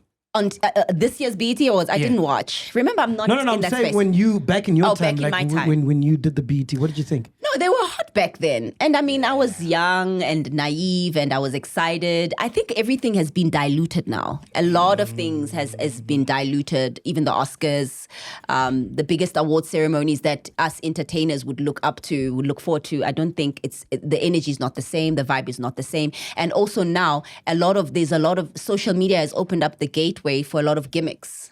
And a lot of discrediting of the authenticity of things such as the awards shows, of the awards. It was so fucking and hot. the talent. Soul almost collapsed there. I was It worried was for my hot. boy. Inside. Yeah, but I managed. Were you sitting where? Where were you sitting? Where were No, you sitting? outside. No, It was outside. the red carpet, the blue carpet. sorry. Yeah. I used to be on the red carpet, obviously, and I would have to scream to get the guys to come to my interview. Yeah, we would do And that. before that, I would be in the press room with the media press room. Where remember, I came when I was on O Access. I was a journalist. I came on board as a journalist. They remember? wouldn't allow us there. There was Yeah. a lady who was being such a bitch. Remember? Are you for real? Yeah, because we're Yeah. from Africa. She's like, you don't have access. Yeah, here." but you need access, No, we had. No, we had. No, we had, Okay. we had access all over. You can't gate bulldoze your way inside the press room.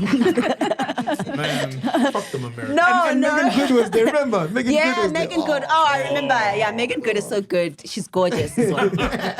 so those are the things, like the press junkets. I remember also I would be before the awards. They have this huge press junkets. These celebrities, they're so spoiled, where they get to shop around different gifts from different brands, and they get to be spoiled. It's like pre parties, pre gifting before the award shows, before the BETs.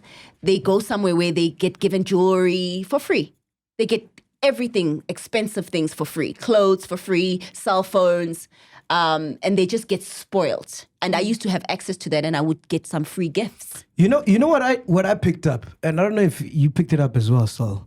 But Maybe I didn't come aggressive. Maybe you guys were aggressive. Ne? No, we weren't, Nah. man. No, the thing is, we were like them random Africans. I think You came from Channel. And Channel O had endorsed you and made a big deal about it. You want to we meet were like someone independent, Yeah, you know? exactly. Well, you see, yeah, We're independent. it does work differently. There is a difference. I learned in life there is a difference when you're backed up by. You were spoken for. When you're backed up by an organization and it's already got a footing in there, and it's also, I mean, on the red carpet we had our microphone, Channel O Access, and what do you guys have on the red carpet? What microphone do you have? Just No, we were doing with the. do you have your mic? You know, we're doing branded? it with BT Africa. BT So we had the Africa. BT Africa mic.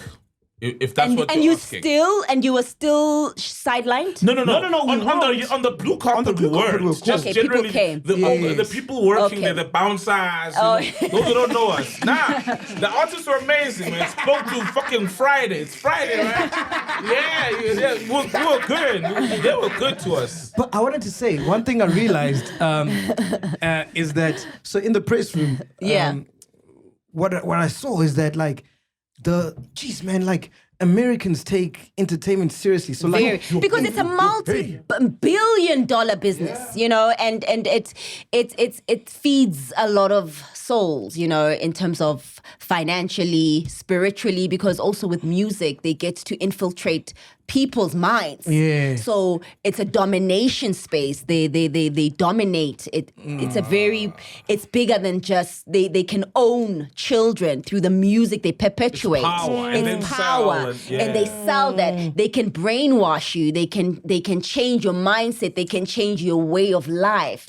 So when you don't look at it only as they take it seriously, because there's a lot of those things involved in it. They get to own the world through one particular industry, just And they've entertainment. influenced how the world speaks. Yeah. Exactly. You know what I mean? Like they influence. the slang, They influence right drink. which is also quite sad because of the power. They also perpetuate the stereotypes of maybe in America, particularly of black men, you know, being arrested, being drug dealers, which is not positive. Thug life, which for me, I wish people can start being awakened so that they can start to see the truth also of what really goes on in the entertainment industry, so that they don't end up falling for the trap, you know what I mean, of falling for the machine, because the machine is just to take your money and to dumb you down. Number one, they're not uplifting you, they're not empowering you, because it's not about that. And I want to juxtapose it to an essay where you get a piano artist or any artist. They get one hit song and they think they've made it. And you're like, yo, dude, do you know like how much work people are putting in just to have that little 5 minutes of fame that you have, you know? But I think in essay, people don't take it as a business. It's just like... No, I mean, I remember when I started television as well, I didn't really take it as a business. I started this whole TV thing as a hobby. When I started traveling to Access was a blessing, because I started seeing that brands, a celebrity can have a perfume, can be a brand, can do a reality show. These are where all these things manifested from, that I came back home to plant back home, because it's a real business and it's not just a hobby. It can make you very successful, and you can influence people. You can really change people's lives, and you can inspire, or you can do the opposite. So at the height of your career, how much money were you making? Oh, here goes this money thing. No, it's people know important. all about this money. So, I never really did anything for money. You know, I never chased the money. Money will find you. I feel like the difference between the entertainment industry now and back in my era, we did it for love and the passion and the craft and just that, you know, that connection of How much connecting. are we making Hold on, at the hold height? on. But now, hold on. But now people have put that at the back burner, the love of the craft. Now people are always chasing the bag. And I think that's a warped mindset. We'll get to that, but let's get to your bag. Warped mindset. How big was your bag? All right, at the height, at the prime. This is NONHLE on Black label. Was it what is it? Black Like Me. Sorry. Dark and Lovely. Dark and Lovely. You are face of Vuzu. I've made good money, my babes. It's No, not. I'm saying a month. How much are we making? No, but with television, you still get paid per call, But if when I you was round- on Vuzu. Yeah, when you round up On an the average. sponsors. I made my money, a lot of my money through my sponsorships. How much was it a month? And On then a good month. I was On a good month. on a. On a good month. I mean, Back I then. remember back then, if I was working every day and I was doing like on Channel O before, at the peak, because At the even peak, when I'm even when talking I was studying Channel O and I would do Obama, and I remember I would make like 50K sometimes No, a no, month. that's petty cash. I'm Yes. talking about you. Dark and lovely. Okay. What year is this? Hold on. What's crazy? Hold on. What year is it? Oh my gosh, you guys are crazy. Okay, so my first check from my first O Access wasn't big. Yes. My first check when I went for season 1 of O Access, I got back home and I actually didn't really have I didn't have money. No, the TV gig doesn't pay at all. I mean, I got 15K or something, Yeah. and then I was like, okay, sharp. But as I grew as well in stature, then obviously my rates grew, and obviously not everybody was happy with that, because people don't want to pay you as much or what you deserve or whatever. So people try to keep you at that specific. But I was able to just float with everything. No, I get you. No, I'm trying to understand. On a good month, with all these revenues coming in, what was like, cool, we had a good month this month. Just average. With everything. So you're emceeing, you're sponsorships, you're doing No, when I was making my checks with sponsorships, the money comes at different times. Got you. So there wasn't like a collection of this is how much. Did you ever every make month. 1 million a month? No, a month. No, I don't recall that. Okay. But I remember when I had negotiated for season 2, because they were working on NONHLE Goes to Hollywood season 2. Oh, wow.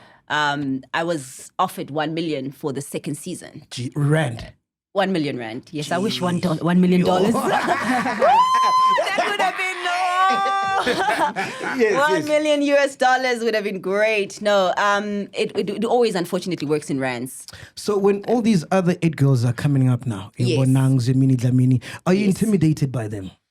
No, I was actually very much involved in helping shape some of them. For when real? when I left O Access, we auditioned my replacement, and I was involved in the grooming, and so that for me was never really my reality. I think it was maybe other people's realities, but it was never really my reality. So you never lost sleep because of there's another 8 girl coming? No, not at all, hey? I think that's what people would like to hear, but that's not my reality. What was your thoughts and impressions when you first saw Emini and the Bonang? Well, I was involved in shaping that whole culture. So I wasn't I don't know how to put this. I wasn't surprised because I knew that we needed more of. The reason I knew that we needed more of me was because there was a time where Andile Ncube, when I started at Channel O, he called me and he was on live, remember? And he was like, I was already on Channel O running with things. And he said, "NONHLE, I need you for another job. Can you come, leave Channel O, come here?" Yeah. Something like that. He was trying to offer me to take his job. And I remember saying, "No, I'm good." And he said, "Do you know any other girl that's like you?" Yes. Wow. Then he wanted me to find him, somebody like me. So I've always, ever since, known that I would need to nurture and I would need to be able So to who do you recommend at that to time? build other young women like me, because there's so much on the table for everybody. Who did you recommend?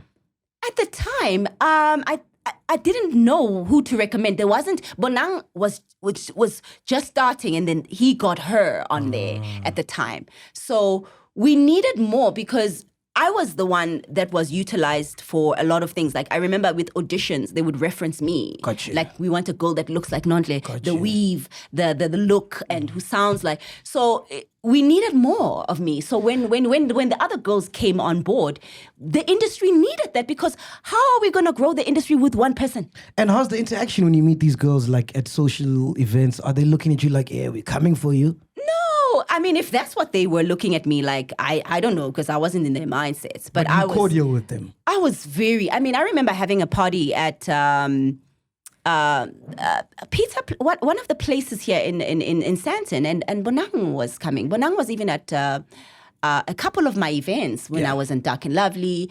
You know, I was the one who was open always to grooming.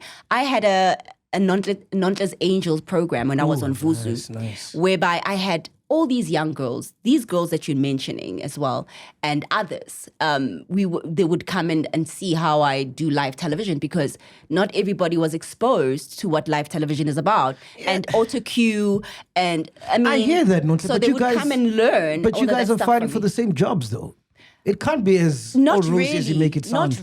Not really. No one is fighting for any jobs here. Yeah. There's no one who's fighting for any jobs. I was already content with where I was. Got you. Yeah. So I don't know if maybe other people felt that maybe my light is too bright. I don't know. But I never ever had any problems with having But to are share you the guys high. at a point where you can pick up and call and say, hey, listen, Bonang, I've got a gig for you. Are you interested? I think you do well in this one. Or like, hey, Bonang, I saw you on this. You did well. Unfortunately, I don't really.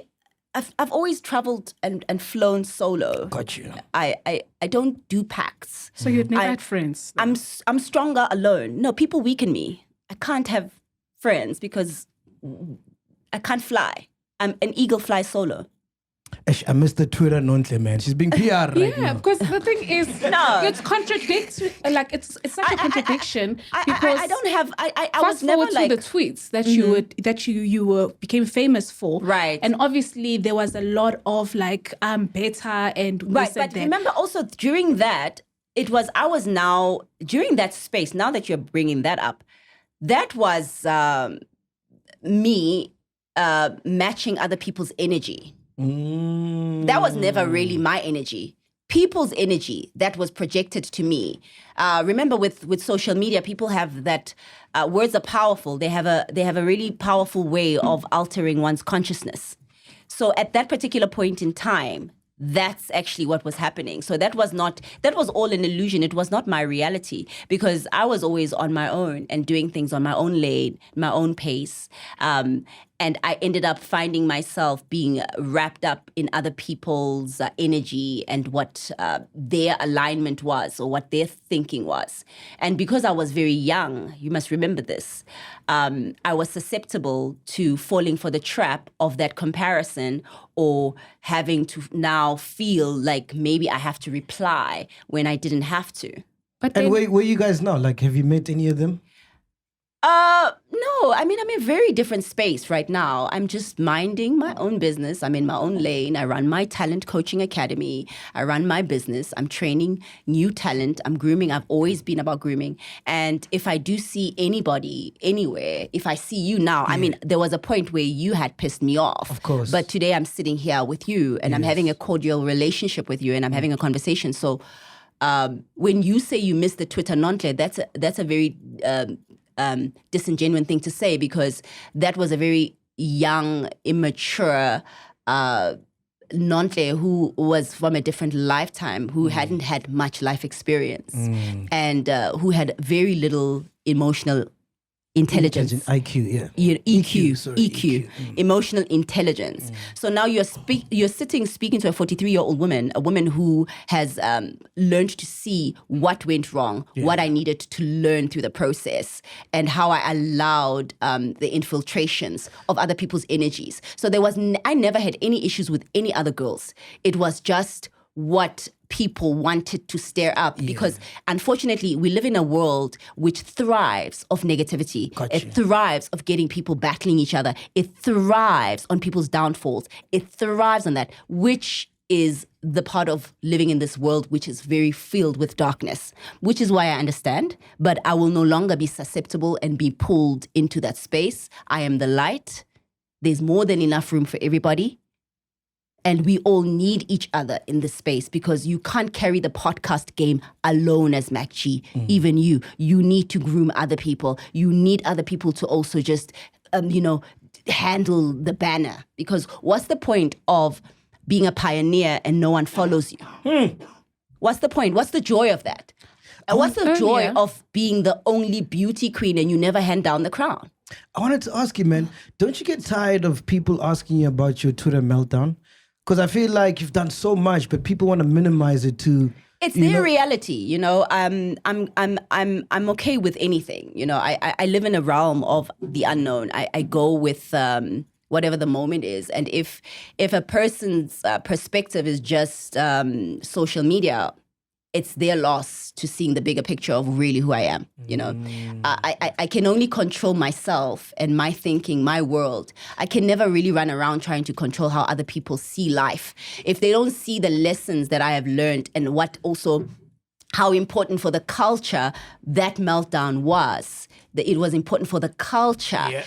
As much as I was a pioneer with reality TV, it's now everyone's got a reality TV. It was a cult. If you don't see the bigger picture of why it also had to happen, I pioneered that too. And today, so many celebrities are struggling with the abuse on social media, having to prove themselves and Some all have these committed things. suicide. Exactly. But if you only look at me and just think of Twitter and you don't see the bigger picture of why I had to go through that, you are doing yourself disservice, not me, because I've learned the lesson. So why did you do the Unfollowed interview? Did you expect that, or Yes. Carry on. Finish your question. And were you happy with the turnout, like how it came out? Yeah. What did you think of the interview? I thought there was nothing new there, man. What did you think, Sol? I didn't see it. Because I saw one episode, I'm like, oh, is that what they're doing? You know, then I watched straight to triple the guy. For me, and then I was like, felt no, I'm like there was, good. I'm there not was watching more it. to you than just that Twitter meltdown. You know what I mean? Right. But have you given me more here on your show? Of course, we now know Because who brought. no, right now you've spoken mostly about sex with me. Mostly. Mostly. Which is beautiful. How many people know that? Well, one. Or people know things about you So- that they haven't gotten from other interviews. Right. But No, not you guys, mostly about sex. you guys have incorporated a couple of different dimensions. Because remember, life is not just one side. Yes. You know, life is multi-layered, and I also learned a lot about myself during the whole dynamics that I went through in my life early, because I learned I had to also accept. I had to do shadow work of myself firstly. I had to learn to also accept my dark side. Do you know we all have light and we have dark? Until you balance those two and you get to accept your dark side and you accept your light side, only then do you really get to shine bright and at your fullest potential. Only now am I able to really be conscious and enjoy this journey called life. And because I'm now living in a world of consciousness. I'm aware. Whereas when things were happening when I was younger, I was living in an illusion.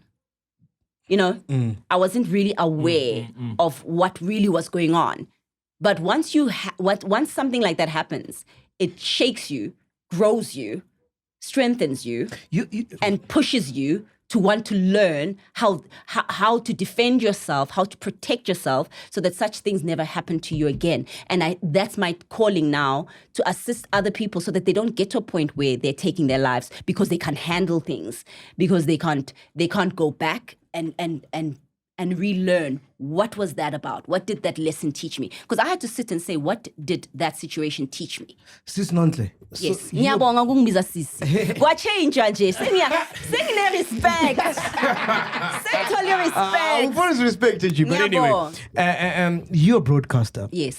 With all the interviews you've done about this Twitter thing, what Right. would you have liked someone to ask you that they haven't? No, I'm very, very well. I was very fine with I was very actually content with the Unfollowed episode. I got a lot of positive feedback because the reason I did it as well was because I hadn't really spoken my side of the story. I mean, because of being a public figure, I learned I cannot run around trying to control what people are saying or thinking, or, you know, those people don't know me, you know. It's taken me 43 years to know NONHLE. So if you think you know me and you think you can talk about my character, you don't know me, because I'm still actually on a journey of self-discovery. You understand what I'm saying? So everything happens at the appointed time. So when people ask me questions about whatever, I answer them according to my understanding at that point in time. So when I did Unfollowed, my answers also were in the understanding state of me at that particular point in time. Since that interview, I've had more revelations of understanding as to why my life has had the ups and the downs that it had or has had, the hoopla, the magnitude, as I had to sit back and say to myself, who am I? Why did it matter so much what I thought? Why did God give me such a responsibility? And why was I in this entertainment industry? Why did I choose this? Why? Why was I positioned in this space? I had to start understanding this. Why did I grow up with celebrities and why did I have to grow up to be one? You know, because you don't ask yourself those questions. And I needed to understand, who am I if I move away from wanting these things that the world thrust? Because I found one thing, Mac, I used to find very odd was when people, because they don't see me on TV, they think my life doesn't, I'm not breathing. I was not born in a television. I can't have people think that's all I'm about. When did you realize the industry is fake? Oh, babes, long ago. Oh, hectic. Hectic. They fake these motherfuckers, huh? But also I realized that I was contributing to that fakeness because when we create television, we are creating an illusion. So I had to look at myself in the mirror and say, what part did I play in all of this as well? You know, we play a role in it because we're also creating television. It's all an illusion. Therefore, everybody gets lost in this illusion. In the source. In this thing. And then you lose yourself. Even like people comparing you, competing. You get caught up in things that no one can ever be NONHLE. No one can ever be you. No one can ever be Saul. No one can ever be anybody else. There's enough space for every single person that wants to do what they want to do. Whether they want to DJ, whether they want to be on radio, or club DJ, run a reality TV show. My thing is that I learned that I have a really big task for my family, number one, because through my experiences, I learned that I'm the generational curse breaker of my family. And in my family bloodline, there is a lot of things that I had to break down. For real? Altars. I don't know if you guys are aware of things such as altars that can affect people as they journey on. And most of the generational curses I had to encounter was things that had happened prior to me even being on this planet that were done by my forefathers, which mostly is idolatry. Were any of them alcoholics? Of course, we always find such stories in family members where there was a lot of altar, which is an altar. There's altars of addiction that have been put up, which is why you'll find family members are suffering from addiction of all kinds, drugs, alcohol, sex. Whatever. Sex. There's altars of immorality that I had to break. Immorality whereby you are sexually promiscuous, fornication.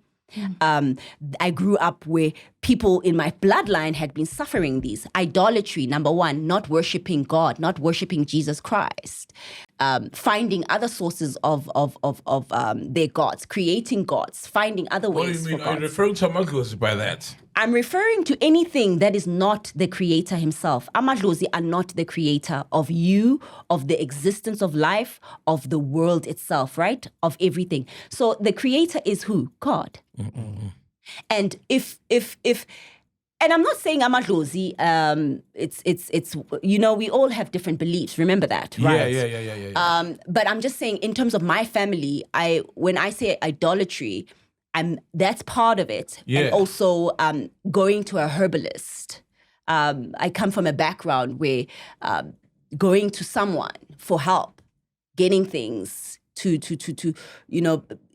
I needed to cut all those roots from my tree. I needed to make sure that I destroy everything that was antichrist that had been hindering my bloodline. So because my family also suffered a lot of altars of rise and fall. I went back when my situation happened. I went back and I had to do some thorough investigation because I'm a knowledge seeker. I started wanting to know more about what is the purpose of life. This can't be it. This can't be just your life to sit here on your podcast and drink alcohol and interview people. There must be something bigger. Wow. I'm telling you too. No, guys. complaining. No, I'm not saying. Yeah, But no, I get my you. my space was, this can't be it Yeah. with my life. Like, and when I started seeing that there was a pattern of rise and fall, oh man, I started going back to my family bloodline, and my dad had a situation. My dad was at the peak and he lost things.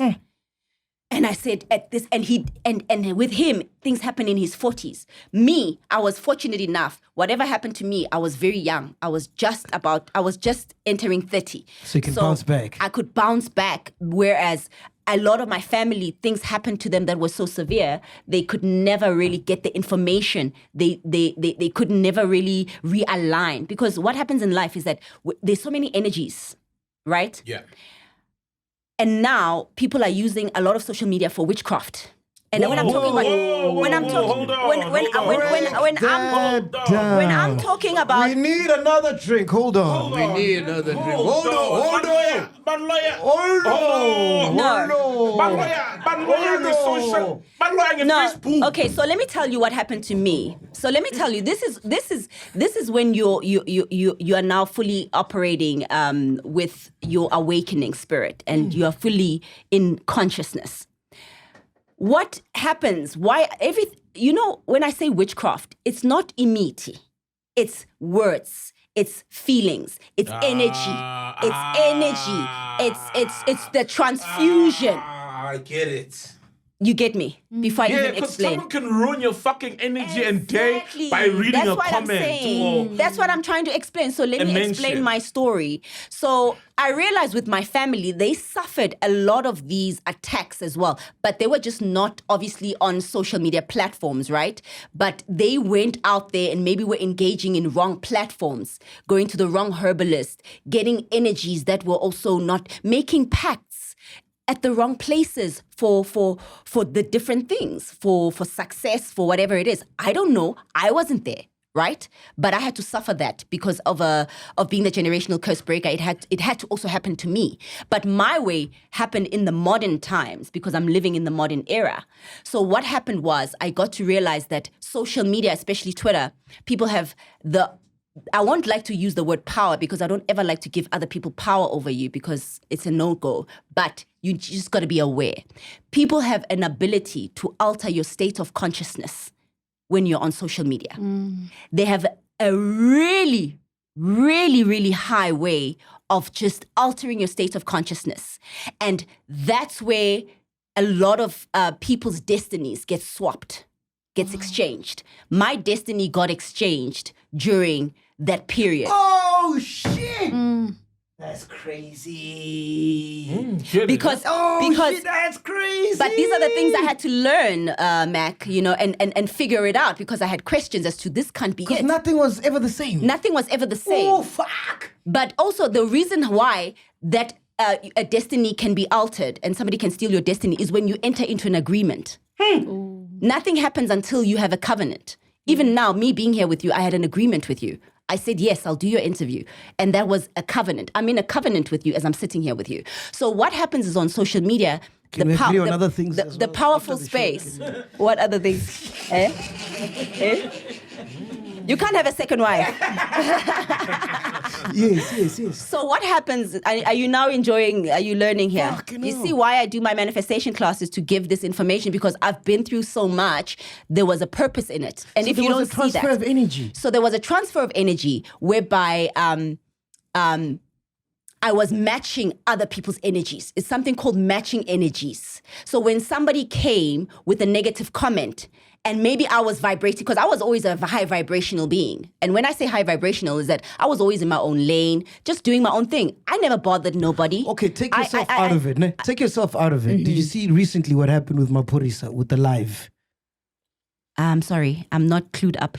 Just fill me in. But I do know Maporisa, and I know him, and I'm old. Thank you. Some respect up in here. Can I give you context? Yeah, I think I saw that he was talking to some guy about a song.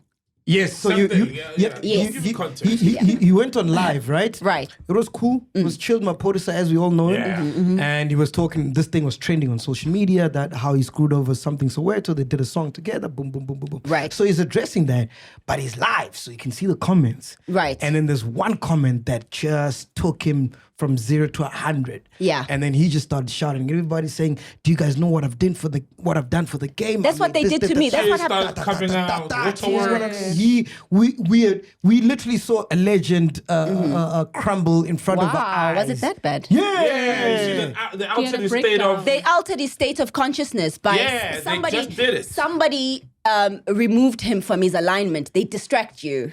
They move you from your form of alignment. And then when you focus on that comment, you align with that entire person's psyche, Yes.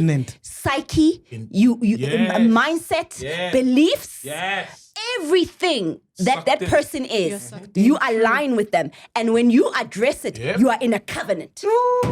Damn. It's done. It's over. So they said, "Come to hell," when you agree to meet them. and then that's when the destiny swap happens, because now your glory gets taken, because now you've stooped low. It's done. And that's what he That's wants.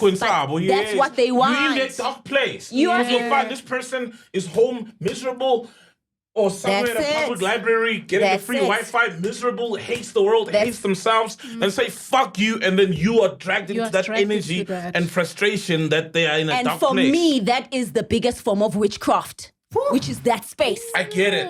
That's what I'm trying to tell you I get guys. it. You make so much. Wow. Why are you saying wow? I don't wanna lie, man. What? I didn't see it coming. You know. Why didn't you see it coming? Why didn't you see it coming? Why didn't you see it coming? No, man, because like when you were charging people for manifestation and all that, Yeah. it just really reeked of like scammy and stuff. But like no, what I you're know what I'm saying, talking about. Everything is energy. true. And the energy you accept, you have to protect your peace. And so I had to also be pulled out of the industry and pulled out of a lot of because it became toxic. Let's not Yeah. lie. Yes. And I needed to recalibrate with myself and my purpose. And recalibrate is realignment, because I had been moved off so much of my alignment. I was going this direction. I ended up going, woo.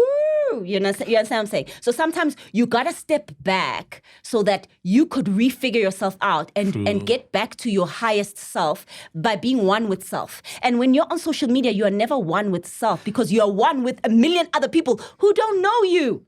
But Who now, have million different energies projecting to you. And the biggest form of witchcraft is projection. but then some people, there's light, like you said, where there's dark exists, light also exists. Yeah. And just like when you go out your gate, someone can either rob you, swear at you, embrace you, give you love. Right. You know what I mean? So what's the answer? Is it avoiding No. the outside world completely? Because there's also a lot of lights that people can uplift your energy to a greater level. But that's Yeah. But that's what I had to learn. Because remember, when I became a superstar, I was at a very young age. I was very fragile and I was very ignorant of the dark powers of this world. Because also, I just have to throw in this verse of the Bible, Ephesians 6 verse 12, that we wrestle not against flesh and blood. We don't fight against flesh and blood, but we are fighting against mamelani, powers, principalities, authorities, rulers of this darkness of this world. Spiritual hosts of wickedness in the heavenly places. So we are completely always in a spiritual battle. My life has always been a spiritual battle since I was born. I think even prior, probably, because that's who I am. Being a generational curse breaker. I learned that. So my life has never been just easy like that, because I've got a lot of spiritual attacks. So social media is the perfect platform that was created by Satan himself for spiritual attacks. He gave access on your own phone. You walk into it, you enter into a contract willingly. So you open the gate, because remember, with the principalities and the powers that are always fighting us, they can't attack you unless you give them legal ground. Satan can't come to you and attack you if you've done nothing wrong. You have to open a way. You have to open a path. You have to have a contract with him, which is why when I study theology, I'm learning the ways and the principles of how when you are as a child of God, you have to behave so that you can overcome these kind of attacks, because I didn't know how to overcome those attacks. I've had to close doors that were open to Satan. Number one door, drinking alcohol. I had to stop that because it's a leeway. The moment you drink, you're opening your spirit, your chakras are open. You start being different. You think different. You attract different vibrations and different energies. Other things can kind of enter you. Why do you think people get possessed? How does the spirit possess? Ayingeni nje usoba.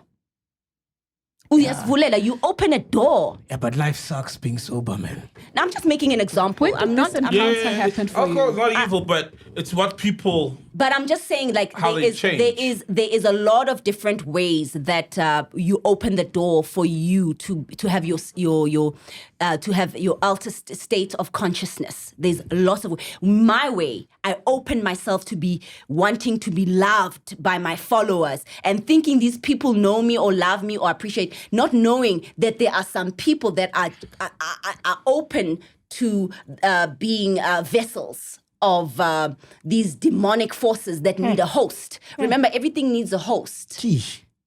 So when someone on them. Twitter, they're not trying to it's not them. fuck your day up. No, it's not them. They're being used. They're being used by another spirit that is fighting you.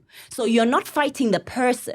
So because I didn't have this kind of information, I thought when I was going through my attacks, I thought people were attacking me. I didn't realize that I was in a spiritual battle because I didn't know my purpose. I didn't know who I was. So I had to take a break to go back to learn and say, oh, hold on. Who am I? What am I here for? And there's a quote that I have that says, knowing self first before gaining knowledge on the world is the first rule of attraction. What? When you know yourself first, so before you know abantu around you, it's the first rule of attracting all you want. Now that I know who I am, right? Now I know my power. Then I didn't know that my power was so powerful that people can take. Where was the need to feel loved? Where did that come from? I think I've always, since from growing up, I always wanted to make my parents happy. I wanted to make them proud. I always felt like I needed validation from people. That was one of the things that I was subconsciously unaware of, that I was always seeking for that acceptance, validation, and just acceptance and an affirmation. I needed people to affirm me. So when I was doing even my work, subconsciously, I was always trying to get people to just love me and to see me, because I wanted to be seen, because I was always overlooked. I wanted people to see me. And I didn't know in my psyche that it was an oppression for me, the way I thought of myself, because I didn't see myself in the light that people saw me. So when people started getting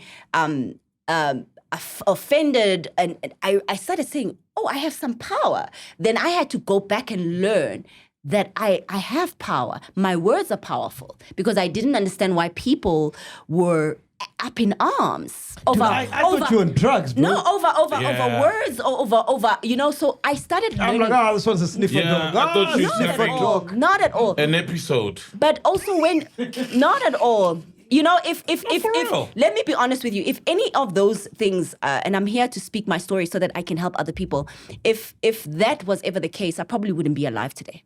And I'm a very passionate person, and if I do stuff, I do it with my heart. And I don't think I would look this way. I would be sane. I would have the sound mind.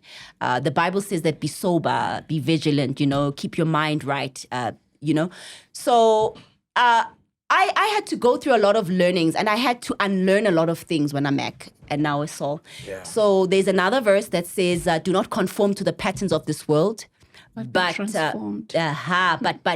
be transformed by the renewing of your mind. So when the industry became like toxic in that regards, the fame, I had to now renew my mind and love myself enough to step back. I had to love myself enough to say, I'm now acting out of character, because when people alter your state of consciousness, they make you get out of character.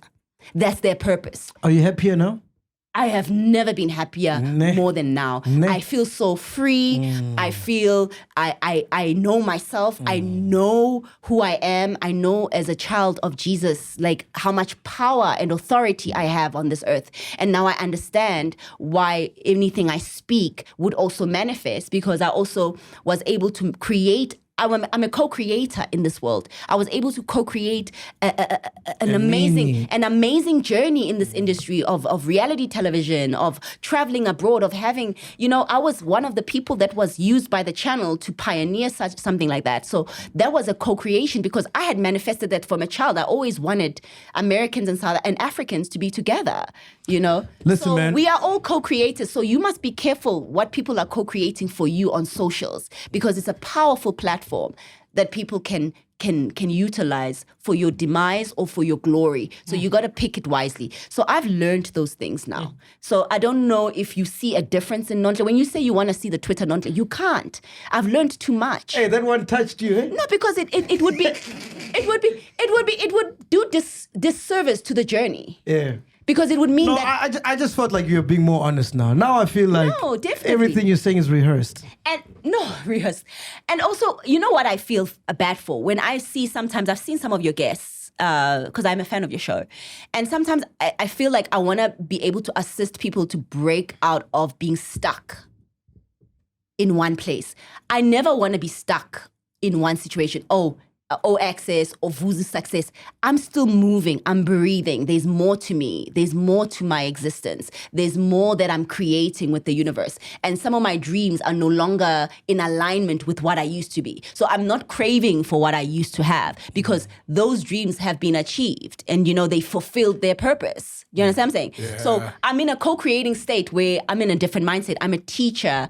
I want to also teach people about the word of God and how to realign back to the kingdom of God, because when you get into entertainment, unfortunately, because we are naive, we do end up falling into the kingdom of darkness. We are working for Satan unconsciously. So my job is to trigger a collective awakening of consciousness. That's what my purpose is on this earth. Do you believe that awakening of consciousness is possible if someone doesn't believe in God? Not course. Necessarily. Okay. Of course, it is possible. And to remain not believing in God, but be in that state of awakenness. The thing is, for me, why I would refer back to God, He's the creator of everything. What has been created? If anything was above God, then I would say sharp. I would agree with you. But there is no hierarchy. So if you're giving me that, I would like you to tell me what could be higher. What made... No, I'm not saying there is. I'm just saying if someone watching who doesn't, but also wants to be fulfilled and be in that higher state of awakenness, but not necessarily subscribe to Christianity. No, you don't have to do it. I mean, I won't necessarily only say I'm Christian. I'm very spiritually inclined. Beautiful. I'm studying theology. I've studied numerology. I've studied astrology. Wow. I've studied, I know everything. I know the dark sides. I know witchcraft. You can't play me with witchcraft. Words, spells, hexes, and voodoo. I know how all these things operate. You know what I'm saying? So... I'm very, very much spiritually inclined, and I'm very much aware. And I was taken off guard in my youth because of lack of knowledge. And biblically, it says people perish because of lack of knowledge. So what happened when I was in the midst of turmoil? I had to go back and say, no, I need to get information. So now the knowledge that I have is sufficient enough now to make sure that I know how to fight, because we're in a battleground in this world. You are constantly fighting, So if you don't know how to fight, you're going to let people make you fight their way. Now I don't fight by replying to people. I do not match other people's energies. So if you sit here, Saul, and you're being sour, I'm not matching your energy. If I come here jubilant, I'm going to be happy. Yeah. And if you're miserable, you stay in your corner. I'm not matching. I learned the power. Do not match energies. Stay in your power, stay in your presence, stay in your energy, and stay high vibrational, because a lot of people in the world are low vibrational. Oh, beautiful. Because they operate from the lower levels of their chakras. Listen, man, on a lighter note, Beautiful. we got to play a game thanks to our sponsor today, Martell. They're giving you and a friend tickets to Chris Brown concert happening in December. To enter, all you have to do is purchase a bottle of Martell on Mr. D and use the promo code on screen. Winners will be announced at the end of October. Don't miss out. So we're going to play a game. It's called Martell the Truth. Of course. I'm always honest. Come on. I know, but you said... But when you must be honest, you want to have a second wife? He's considering. He's considering. Poison. Okay, number one. What's the worst date you've ever been on? Oh my goodness. The worst date I've ever been on. I don't know if I've ever had a worst date, eh? Is it? Whoa. No. Like, what happens on a worst date? I haven't even been on a date in a long time. I've been celibate for over a year, by the way. Whoa. I thought you were married. No, I'm very much single now. You know, people divorce. Whoa. From celebrity to celebrity.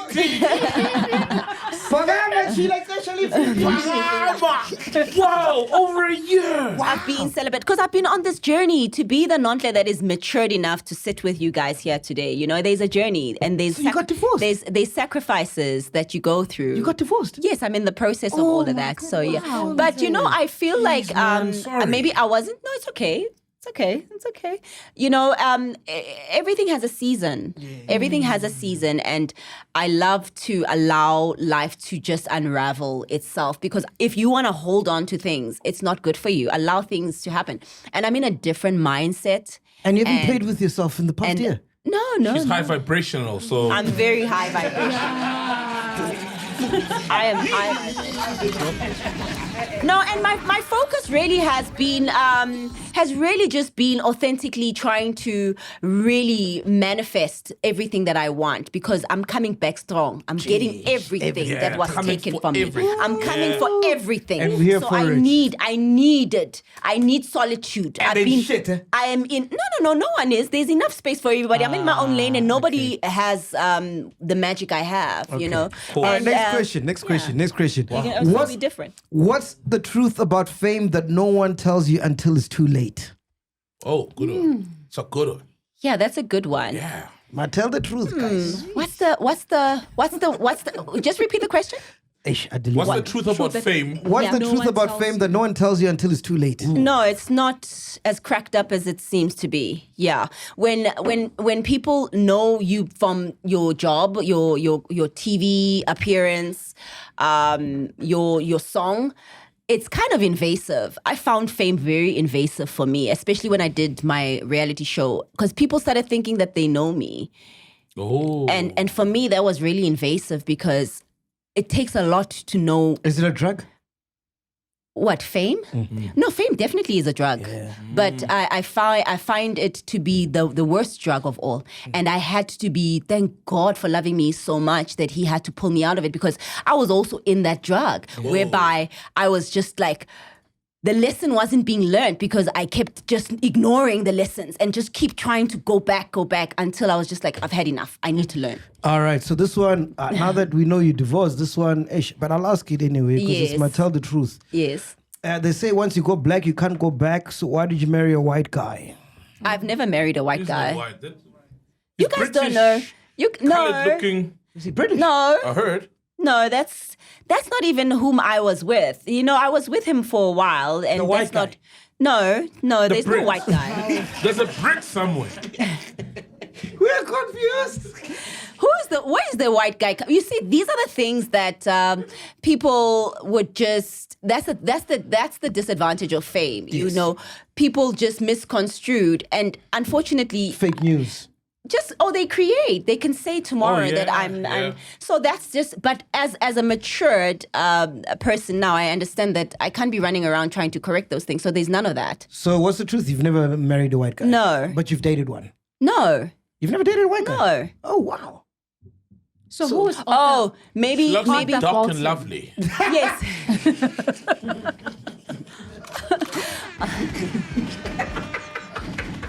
So who is Arthur Bolton? Oh, Arthur Bolton is my baby daddy, but he's not white. Okay. Brit. Yes, he's Brit. And he's like yes. Black, yellow bone. Yes, and he's black. And he's a black guy. So when the people say white, I think maybe they... Because of the name. The name and people just create... That's why I'm saying I'm done with being in other people's energies and taking their reality as my own. Because people will just...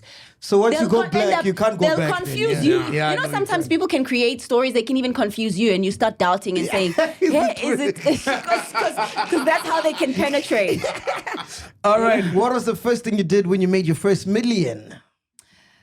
Oh, you guys love the millions story. Hey, what's the first thing I did? Okay. I bought property cash. Ooh, yeah. Cash. Well, I own things cash because I had the money to do that. I don't owe. How do you buy don't property owe cash? You go like with the bag. Uhamba nayo nje. Yo. Uthi bala one by one, 10 rand, 10 rand. 10 rand, 10 rand, 10 rand. Yeah, no, I my first paycheck actually was with Legit. I got 100,000 rands. I was 21. I gave that to my mother to extend our home in Meadowlands. Black tax. Hey, you know black tax. Yeah, I paid my taxes. I gave a couple of thousands to my mom, and I bought cars. I helped here. I did my part so that everybody could just be settled. But sometimes you feel like it's never really enough. You were never flashy, because when you were tweeting that, never hey, flashy. I made this, I was like, oh shit. I've never been flashy. The only reason, as I said, was my state of consciousness Of course, was altered. But I'm not a flashy. No, you're not. I've never even because. I'm not gonna lie though, I've never really been like, oh my gosh.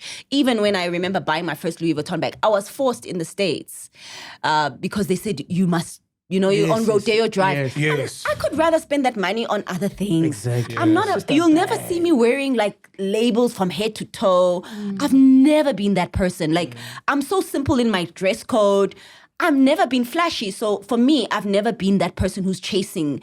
And people always used to try and project that to me. Or would say, I'm not wearing labels. I don't like to. Fuck the labels. Yeah. I'm not that person. I don't want to live the life you want me to live. I'm living my life. When you said you could buy YFM and pay us because we were there. Oh, we were there. Yeah, did you? Yeah, I was like, hey, what do you mean? What do you mean you can pay? Like, I knew this was I know coming. that altered. shit, I forgot about Yeah, that. I know that altered your state of awakeness Yes, but yes. did you genuinely believe you had that money? And like, how much did you have to think that at that time? Guys, I didn't have That's any of that gangster. money.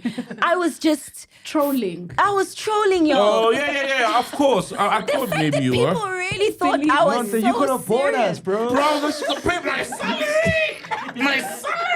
But I won't lie, that was kind of a gangster comeback. That was fucking gangster. I know I got some woo. I felt respected, because I'm sweet, and I'm very feminine, and yes, I have masculine energy in me. I mean, I'm strong, I'm tough, but I work from my heart chakra. I've got a good heart. That's why the universe has always taken care of me. I've never had it as bad as some people hoped, because no, that's not my calling. Listen, Monte, last question for But Martell, the truth. I did throw you guys under the bus Yeah, with no, that you one, did. and I know I shook the country because I was like, phoned. Hey, one. Last one. Did you sell your soul to be in the industry? No, initially I entered, things happen subconsciously. Initially I entered with my pure heart. I was pursuing my dream, which was like a hobby. Remember, I just wanted television as a medium. I wanted to make people laugh. I wanted to make people feel. The reason I wanted to get onto TV is because I used to come home from school, watch TV, and those people that I used to watch used to make me feel good. And I used to like that feeling because my parents were divorced. I had a little bit of sadness, but I used to kind of feel light when I watched TV. Wow. And for me, it was healing, and music kind of correlated with that healing journey. I loved music, so Channel O was the best channel. I watched presenters, they were playing music. I could just escape. Music is an escape. Yeah. And TV is. So the reason I got onto TV was I wanted other people to feel that from watching me. Beautiful. Not for anything else. So when I got into the industry, my soul was intact. But unfortunately, as you go deep, you subconsciously end up trading, which is the destiny swap, which is the soul contracts, because you end up finding yourself in covenants whereby you didn't sign up for, but people also can put you in places by just, you can find yourself in an agreement just by association. No, I love that. Pinduka, any last question? Yeah, I've got 2 questions. One is, you said something beautiful that in getting to know yourself, you got to come, confront your dark side. Yes, and your light side. Dark positive about things about you and accept them, and the light things. Accept the villain in you and accept the hero in you, because we have those. What are some of your dark qualities on that bad side that you found difficult to accept, but you eventually I had to eventually accept. I found out that, damn, I can say some pretty darn things when pushed. No, yes. Not ongolile. There was nothing. I didn't swear, but I realized that I could be very arrogant, and I realized, like, whoa, God gave me all these things.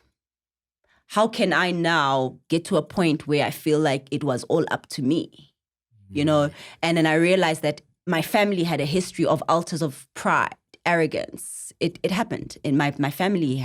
There's my dad was, and I realized, like, this is not who I am. Because remember, when people alter your state of consciousness, it's not who you really are, but it's what you can be if you don't watch it. Ooh. What was the second question? Yeah. How did NONHLE come about? Because you said your name is Nobuhle Precious. Yes. THEMA. I don't know. Hey, I just grew up and I was called NONHLE. My dad used to call me NONHLE. And I remember when I needed my ID and my birth certificate for high school, I asked my mom, Futi, my life is a bit messed up, because I remember once asking my mom, I had a project, and I said, Mom, I asked my father where I was born, because I was living with my dad, right? I asked him where I was born. My dad said I was born in Bara. And I was like, this is weird. I went to my mom and I said, Mom, a school project, I need to write where I was born. My mom's like, you were born in Durban in King Edwards. I was like, okay. So I believe my mom. My dad, okay, the correlation. So my life has always been very interesting. Some would say I was born in 1982, my dad would say, or somebody. There was always a miscommunication, So when I was raised as NONHLE, and I asked, like, but my birth certificate says Nobuhle Precious THEMA. That was what my mom put. My dad, Yena, called me NONHLE. I don't know. So there was always, because my parents were up in arms, it altered my state of growing up, because that's how the foundation was like that, shaky. So things happened like that for me, and I just had to roll with it. And so when people say NONHLE, I laugh sometimes, because I'm like, I'm at Lozwami. They don't even know NONHLE. Yeah. No, but maybe they know, because I'm not going to pick a certificate also. Like, it's not like... I thought I should engage on that. I'm engaging you. It's 2024. We see a lot of influencers. Yes. With no influence. Okay. What's your take on that? So what are they influencing? What I'm asking you. Oh. Because okay. you're the many original. influencers, little influence. There's many who are labeled influencers. You know, Mama Yvonne Chaka Chaka, I saw her in an event the other day, and she said something so beautiful. And she says, NONHLE, you were the first influencer. And I was like, oh, Mama, using that word. She's like, no, I have to use that word because it is what it is. It's just that back then it was called brand ambassador. Yeah. I was a or face. It girl. No, not really that. But being a you are it girl. I it girl.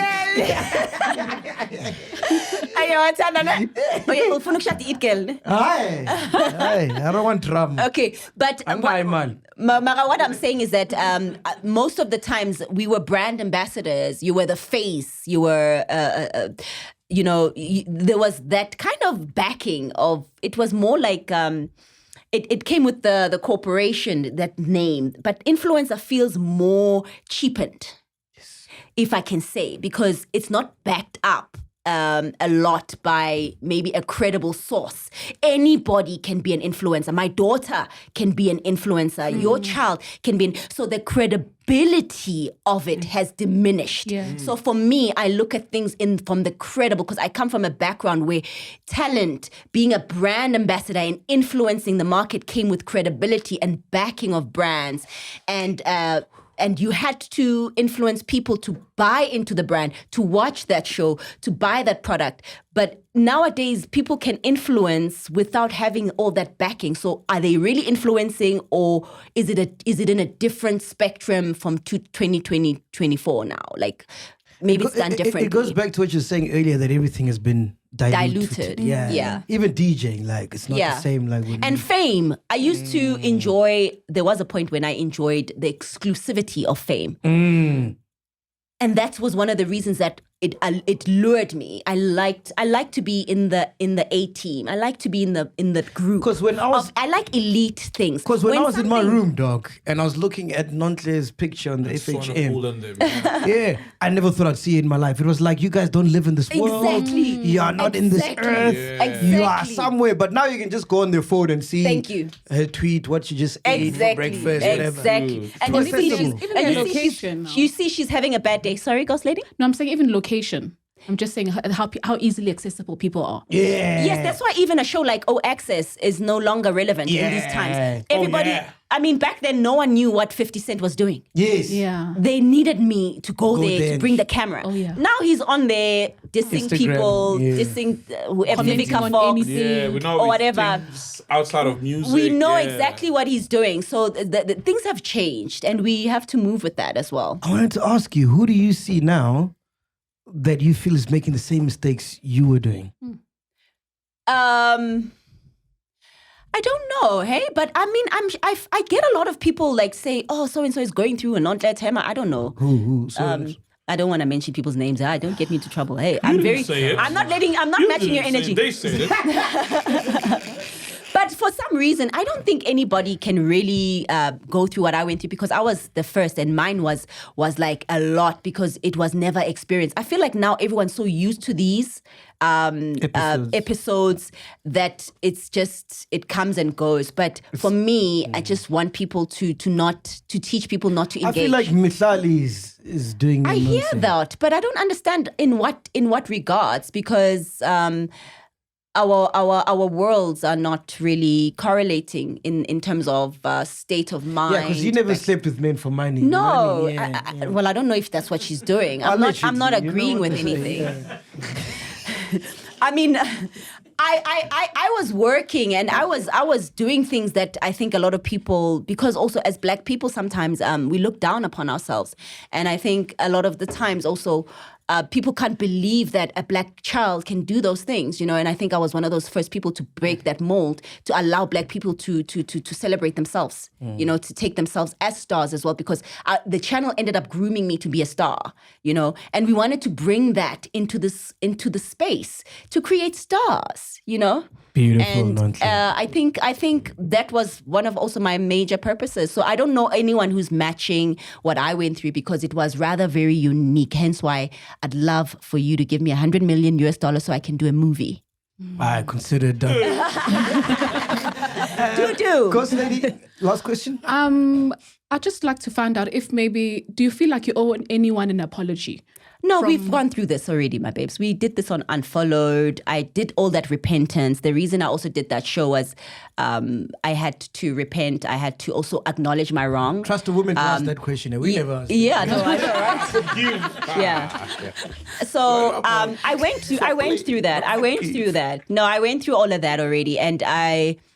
Remember, before you go through the process of refinement, and when the old wineskin is being replenished for the new wineskin, you have to repent. You have to acknowledge your wrongs. You have to acknowledge also what legal ground did I open for the altering state of consciousness that I went through, for the destiny swap. Because I never sat and blamed people.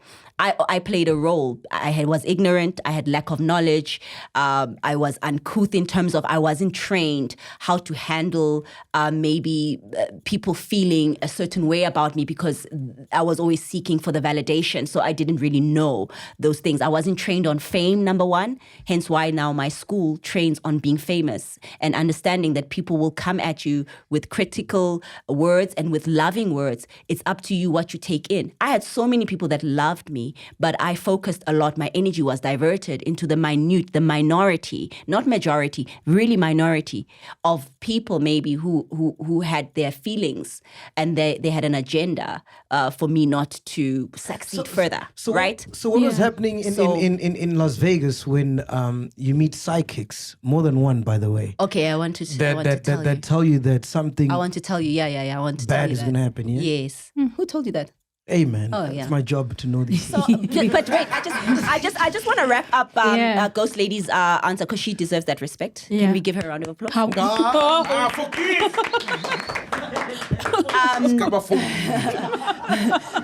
And remember, I asked, I had to go through the cleansing period. I also went in the Bible. There's a book of Psalms 51 where David pleads for mercy from God. Ask for repentance after he's done all the stuff that he's done. I don't want to elaborate too further, but he asks God to have mercy on him for his wrongs, and he says, "Clean me with hyssop, wash me clean." I know I was conceived in sin. I was born from sin because we come from sin. So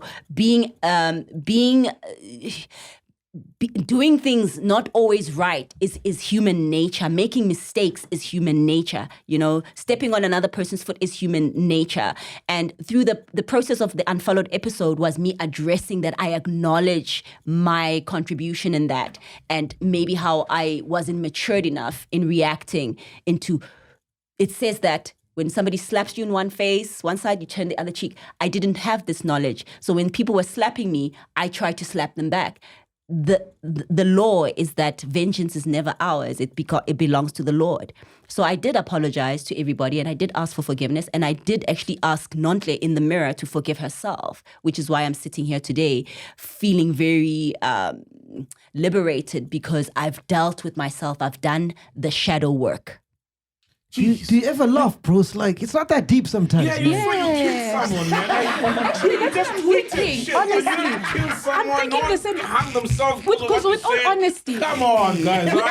the dark world that we live in currently, there's much more it's issues. way worse. I think the backlash you received compared to now, exactly. You did nothing. Thank you. I'm finally glad that you guys see me. No. Thank you, because I also just left it. I was like, God, I've had enough with. It was never that deep. It was not that deep. exactly. It was never I'm that glad. deep. That's why I'm just like, thank you. You guys are actually fighting for me for a change. Because even with you guys, I know sometimes you guys misunderstood me before you heard my story. You made me the villain. Yeah, we love the villain. Though. Yeah. So and I've played that role, and I see my role. Las but Vegas, it's done. before we forget, Las Vegas. Okay, what was the question about Las Vegas? When quickly? you met the psychics. Okay, so the first time I was traveling at that time, right, to the States, I remember I used to attract these white women, psychics, and one met me in Las Vegas and just grabbed me in the middle of the mall or wherever I was. And I remember thinking, what's going on? And she was like, can I talk to you privately? And I said, okay. And then she just said to me, you have such a bright light, but something bad is going to happen in your life. Yo. And I remember going, I just got to America. I'm enjoying Las Vegas. What's bad? This is my best life. Yeah, she said that. And I was just kind of like, okay, what's going to happen? She just said, something's going to happen that's going to alter your state. But I didn't know. I was young. I'm young. I'm 25, 24. Did I fuck with you? No, I didn't think about it. Jeez. But then that wasn't it. I was then in another city. I got another lady stop me at another mall. The last time I was in a restaurant in LA, sitting with another bunch of ladies, we were having lunch. This particular psychic came directly to me, ignored everybody, and came directly to me. Because the others had found me walking by myself. This one came and said, can I talk to you? Gave me the same premonition. Because it's, we are spirits. We live in a spiritual world. We are spirits having a human experience. You're a spirit in a body. There's spirits that know what's in the future for you. The future's already been written as well. The things have already been pre-aligned for a person in life. So this particular lady also called me aside and I had to leave my friends. And then she said, something's going to happen. You're going to come back to America. They kept telling me that I'm going to come back to America. And I kept coming back for seasons after seasons. But then they kept saying something's going to happen later. And then I remember this particular one, and now I was fed up. I said to her, okay, what's going to happen? Am I going to die? And she says, no, it's not going to be like that. But it's going to feel like death. Jeez. So when my experience, Ganti, they were warning me, Guti, there's going to come a point where the old NONHLE is going to have to die, which is what happened. For the new one to be born. And also beautiful. I had to go through death of ego. I had ego death. Because remember, there's a lot of things that had to be killed off me. Fame. Shredded. So I did re-experience death in many forms, but just not physically, but in the realm of the spirit. There were things that had to die so that something new could be birthed. It must be tough dating NONHLE, bro. Why? You can't even choose something to watch. Baby, what are you watching tonight? You know, my spirit is... Yes, no, I'm very particular. The old NONHLE would... No, the thing is, you know what? It's a gift and a curse to know so much. Yeah. I know so much. Yeah. And my dad's passing, and my dad passed on when I just turned 40, and I had many awakenings. My first awakening was when I had my whole Twitter meltdown. That was the first time I got awakening of what life is, and that there's some dark spirits, and there's mean spirits, and there's an attack on the light, because when you're a light, dark can't comprehend the light. It has to defeat. Dark tries to pull the light down because darkness does not want to be eradicated, because the light will eradicate darkness. So you're already being fought in the spiritual realm because you are doing things in the right way. You are just living your life. I'm not doing things in the wrong way, right? So where was I going with this? We don't know. But wait, it was somewhere deep. Where was I going quickly? So that was my first, thank you for that. So my first awakening was that episode. I got awakened to the reality. And an awakening is understanding what's really being conscious of what's happening. Because we live our lives with eyes, but we do not see. We live our lives with ears, but we do not hear. We don't see. We're just living. We're just zombied in this world, following what we are told to follow. We go to school, we finish school, we are told to get a tertiary job. We are told everything is positioned for us. An awakening is when you start seeing there's bigger things out here that you are supposed to fulfill. So when my dad died, that was now a second, I think one of the second or third, I don't know, but it was the biggest trigger. Something tragic has to happen, which is traumatic, that triggers an awakening. For my soul, remember, the soul has to awaken. I've been living as a body as thinking I'm NONHLE, but I'm not defined as the body and me as just NONHLE. I have a soul that is inside this body that also needs to live and has a purpose to fulfill, and had to be awakened because it was dumbed down, it was suppressed, but it had to be awakened. And the only way that a person can get awakening of consciousness is when they go through trauma.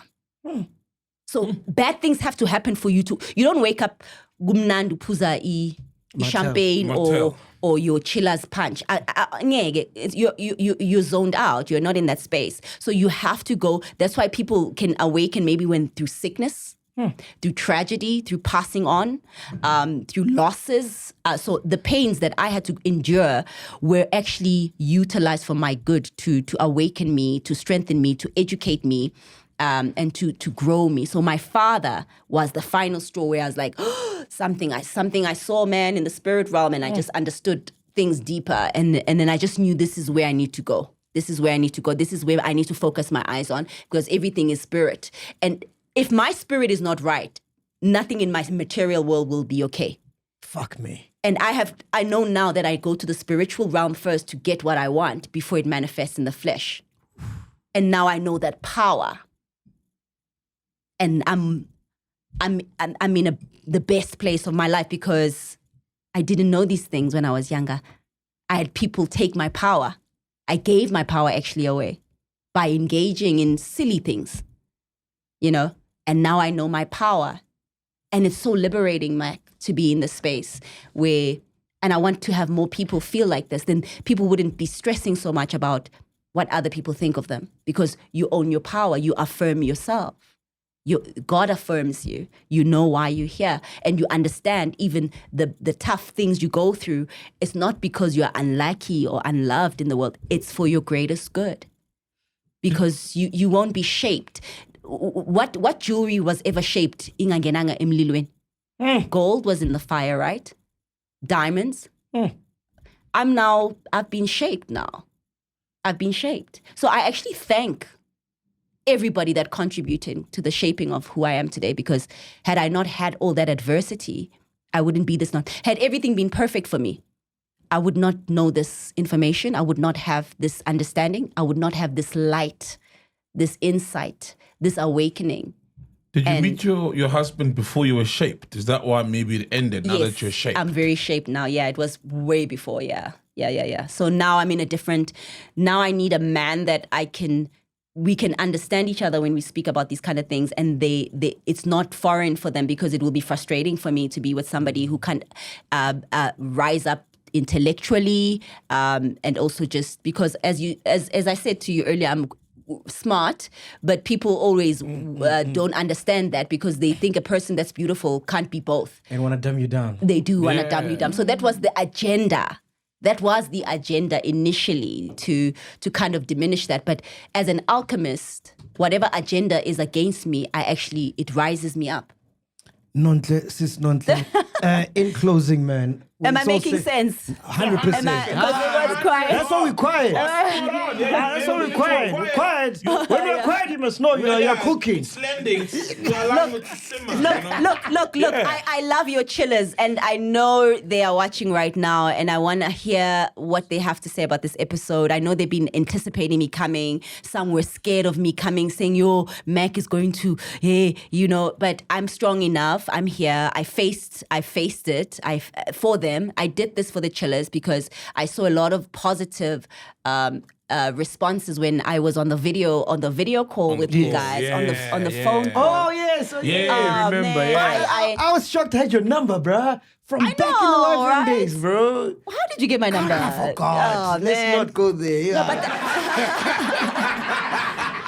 this nigga. This nigga is like. Hold on. This nigga trying to act like there's a story. He's trying to act like there's a story. I love it. No, so honestly. But I've always been a fan from afar. Like I told you, the efficient story. I know. It's a true story. I kid you not. No, I know you've always, not necessarily I would call you a fan, but I think you've always admired. Yes, yeah. yes. I think we all admire each other in the industry because from afar. Yeah. From afar, and we know the battles and the hurdles, and we know that it's not easy to get somewhere, just anywhere. It's just, there's always so many things, Last question as we wrap it up, yeah? So shout out to your chillers. Thank you. Yeah. No, the chillers are very open-minded. you. No, they're They very love you. open-minded. So. There's no negative energy. They were so I absorbed their energy, very. and they were And the it's hard ones. to decipher. They were the ones that were laughing, saying, "Hey, Usol, busy. She's not a prison water. Watch that Remember episode." me saying you're not a prison water. I have no context. When Can you we say get a that, clip? it sounds so Can out we of get a context. clip of that? He was you won't hilarious. forget. I love it. And the chillers understand whatever we say I is loved not it. from malice. No, You know I what mean? understand. I understand. So even that comment, I don't remember. It all doesn't No, it wasn't Oh, it's negative. never from a bad place. No, it wasn't. I just, the reason I love it so much is because it was amusing. I thought you were quite a funny dude. Are you a comedian? No. No. He's just I think smart. you should do it. He's very Nah, smart. no. Does a comedian Don't do have what to be I do. smart? Yo, comedians are, I mean, check, what's his It's name? like rappers. Reggae rappers have to be Comedians are smart. really smart because to observe the world. Creatives. Let's just say Right. creatives. Yeah, that's what I'm yeah. saying. Is it only comedian? And it's so funny. Chappelle, It's so yo. funny how people actually think being a comedian, you're so dumb. No. No, some of the smartest people because you will see I'm something. saying it's funny how people don't respect the craft. They don't Oh, respect. no, some of the smartest guys. No, I smartest know. people I know are comedians. Yeah, because I know. they're able to observe and see things, and then they tell what you just saw yesterday. You Yeah. all watched it on TV, Yeah. but they saw a whole different thing and telling you, Right. and they put humor in it Yeah. and make you see something in a different eye. It's different. That's intelligence. No, I see. I'm just saying because of the the carnal mindset when people view intelligence, they see it as a book. Everyone. A bookworm. Yeah. They see it as a Yes. TV presenters not so much because you guys read from auto cue. Yeah. We are very smart. You just have to read. Yeah. Just be, be able to read. No, It's fine. we have to interview people, and we obviously have to be engaging, and we have to know what we are saying to them, and we have to have research. I mean, I used to do my own research with O Access. You have to. And my producers used to say to me, Nonhle, if the interview is not going well, the guys are gonna disengage. So you must make sure you're on top of you. So my knowledge of that person's life. You become a journalist almost. You're a journalist, so there's Yeah. research. So Yeah. you can't not be smart and be in front of the camera. It's just not gonna happen. Tell them. You just can't. It's not gonna. How do you It's not handle possible. interviews where they're giving you PR answers? Oh, okay. No, I never got PR answers because I used to manage. I used to know how to read the room, and I know how to read a person. I know how to be comfortable with me, that you actually start telling me things that you would. That's one of the gifts I have. That's why O Access was such a success, because I could make people tell me stories that no one could know. I remember 50 Cent was so comfortable with me. He showed me his bullet wounds. He was shot here, and he has it's like a dimple. But it's actually a bullet that went through. He showed me that. Everyone was like, how do you find this stuff? Yeah. It's my gift. So these are the gifts that also Love it, man. people loved. Yeah. What did you want to say? So how did you handle the game? Because he sounds like you Yeah. couldn't bring his walls down. No, I couldn't. And I went home and I just cried. That's how I handled it. You did. Oh, shame. Yeah. man. I'm at the game. Where was it? I just left it like that Yeah, because I as think a failure. he's not. No, the interview carried on, but he wasn't good in my heart. He wasn't very open because there was people that he was around that were involved in murdering Tupac. So he was around like. Oh yeah, that's from Compton. Yeah, he's from Compton, so he was around gangsters. So his energy and my energy did not match. So you came with that gangster thing. He was not so trying gangster. to talk and just No, he didn't want to be let you soft in. because he was also he's remember also when I used to interview people, if they came with their entourage of their gangsters and whatever, they wouldn't leave the room. I would have to do my interview and I'm watched by 10,000 people sitting there and standing there and they're like watching. Oh, I hate that, So man. when the game was being interviewed by me, he had a bunch of his friends. So he was trying to show off, I guess. And he What wanted made you to cry? he wanted to be cool. Not Yeah, because gangster, he keep wanted it to be gangster, cool. So keep it I think gangster. at the time I didn't really comprehend that. What made you cry also after? Like, what happened? My heart was broken. I had a softer heart back then. I'm stronger now. So yeah, I'm quite sensitive. I'm human. I met the game at the First Mamas in Nigeria. Yeah. Yeah, no, I met him at so this wasn't an interview. He was just at the bar and I was getting a drink. Yeah. Yeah, no, he's hardcore, bro. I think now he might be humbled Yes, and now he's nicer. Yeah. chill. Yeah. Then you couldn't even... He's simmered No, down when now. he was on top as well, but Yeah. now he's because then he was doing a video with Keisha Cole, Yeah. and I think they Myers. just feel themselves too much. So I get it, and there I was. Then I saw Flo Rida same night. Flo Rida's chill, He's dog. still around. Yeah. wow. It was when he was popping at that time. Wow, and he was Yeah. chilled while popping. Oh, that's No, why is that funny? He makes sense. Like No, I'm at the saying peak. the game was popping, is arrogant, And like he was most there, artists. yeah, but yeah. At his peak, Flo Rida was chilled. Yeah. Yeah, why was that funny? Yeah, no, I love Ai, that. me queda But pena, né? Vou podcast. That's que isso. Vai al coquela,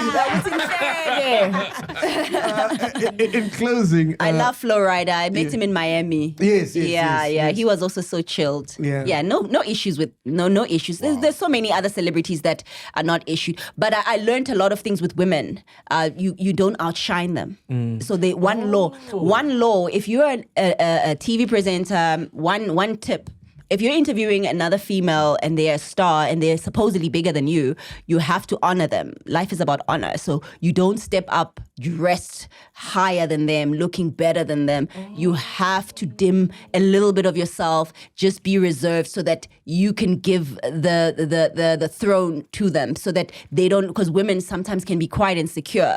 And sometimes you gotta just give them that space to know that it's about them. So I was very good with the females because because I'm very good with making people feel this is about you. It's not about me. So women would feel like that. And then with the men also, you just got to give them a compliment. You're looking good for your age, things like that. Start the interview lightly and get the person to like you. Don't ask about masturbation. Like, you don't who start. does You that? ask with such questions. That's why his tactic of questions. I was like, that's not how you start. Can MacG just come to my training school? Please take him. Give him a free course. While I'm here, can I just invite the chillers to register for my talent coaching school? Please do. Right. So, one of the things that I've been.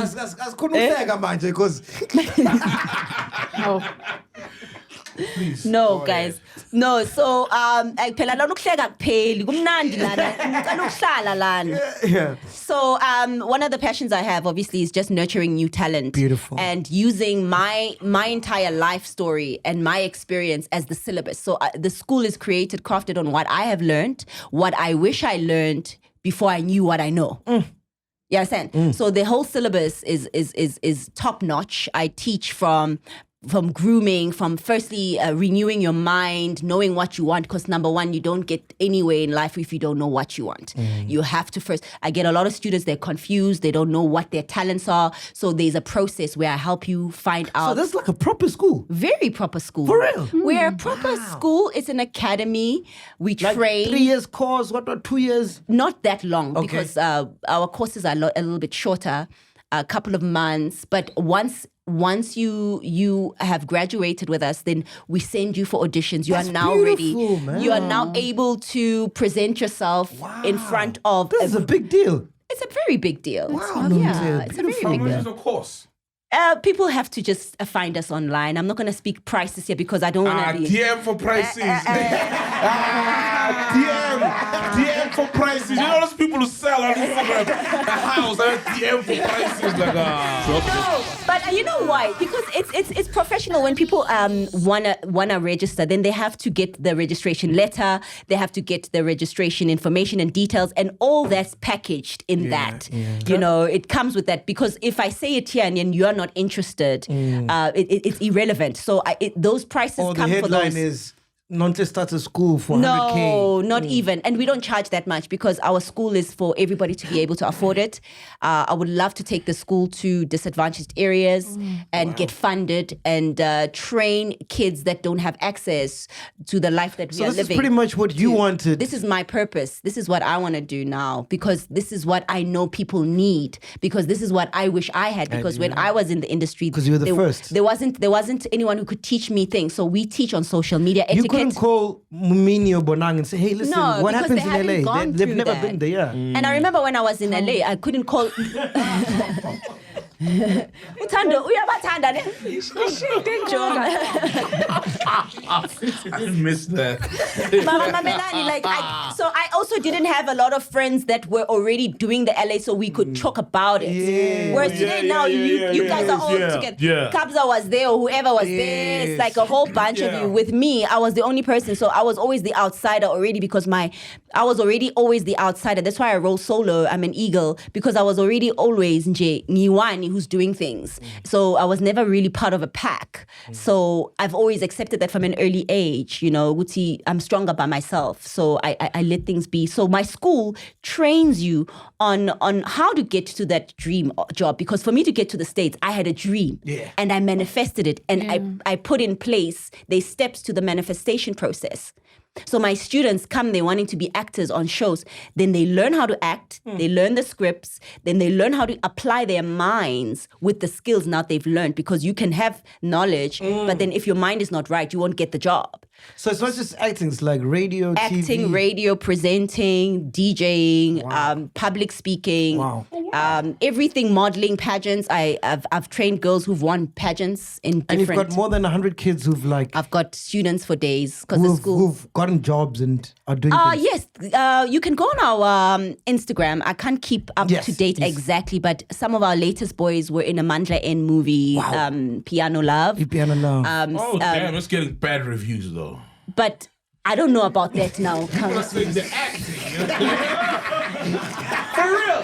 Remember I spoke about it. It's getting horrible reviews. But wait, are the lead actors, are they actors? No. No. You see, No. that's it. Maybe that's the problem.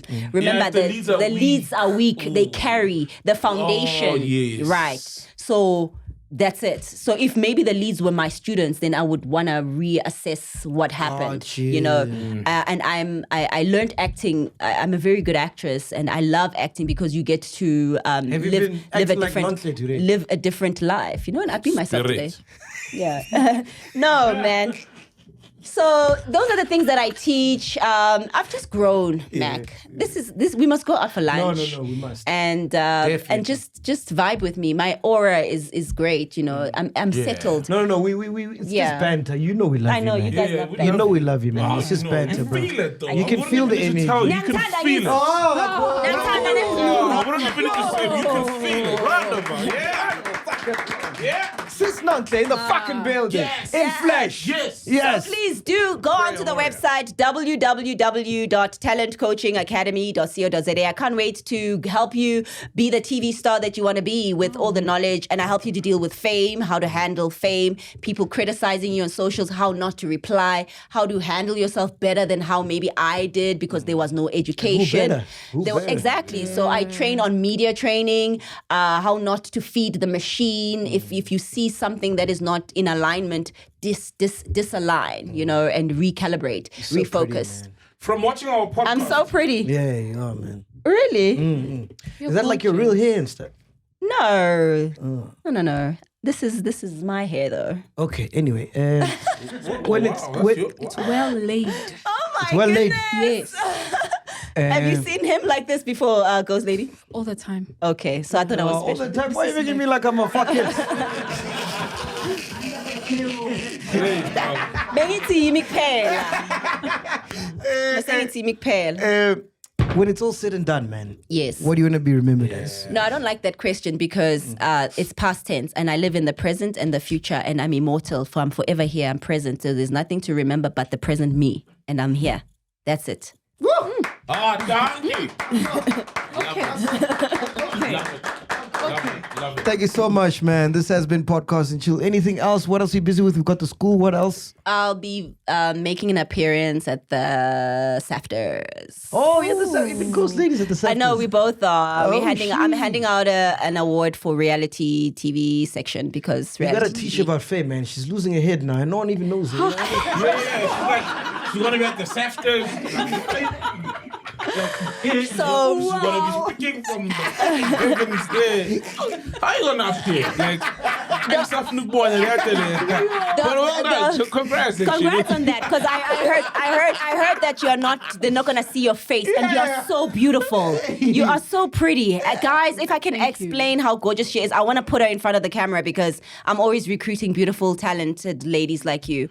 Another thing I just want to quickly add is like I'm very what's the word when you are at the right place? And I believe everything will happen in divine timing. So I'm not rushing for getting back into the industry. You know, I'm following what God wants me to do with my life. I'm no longer pigeonholing myself. I'm not defined by one thing or one part of me. You know, I'm a whole being. You know, I'm constantly evolving. I'm not defined by being on Vuzu because I felt very oppressed for many years when people just thought when they see me, that's all they see, just a presenter only. And there's so many dimensions to me. I'm multifaceted. I'm multi-layered. Yeah. And I want people to just know that about me and allow me to evolve and to allow God to lead me, the universe to direct me to where my path is, where I need to go. No pressure, because I no longer live under pressure.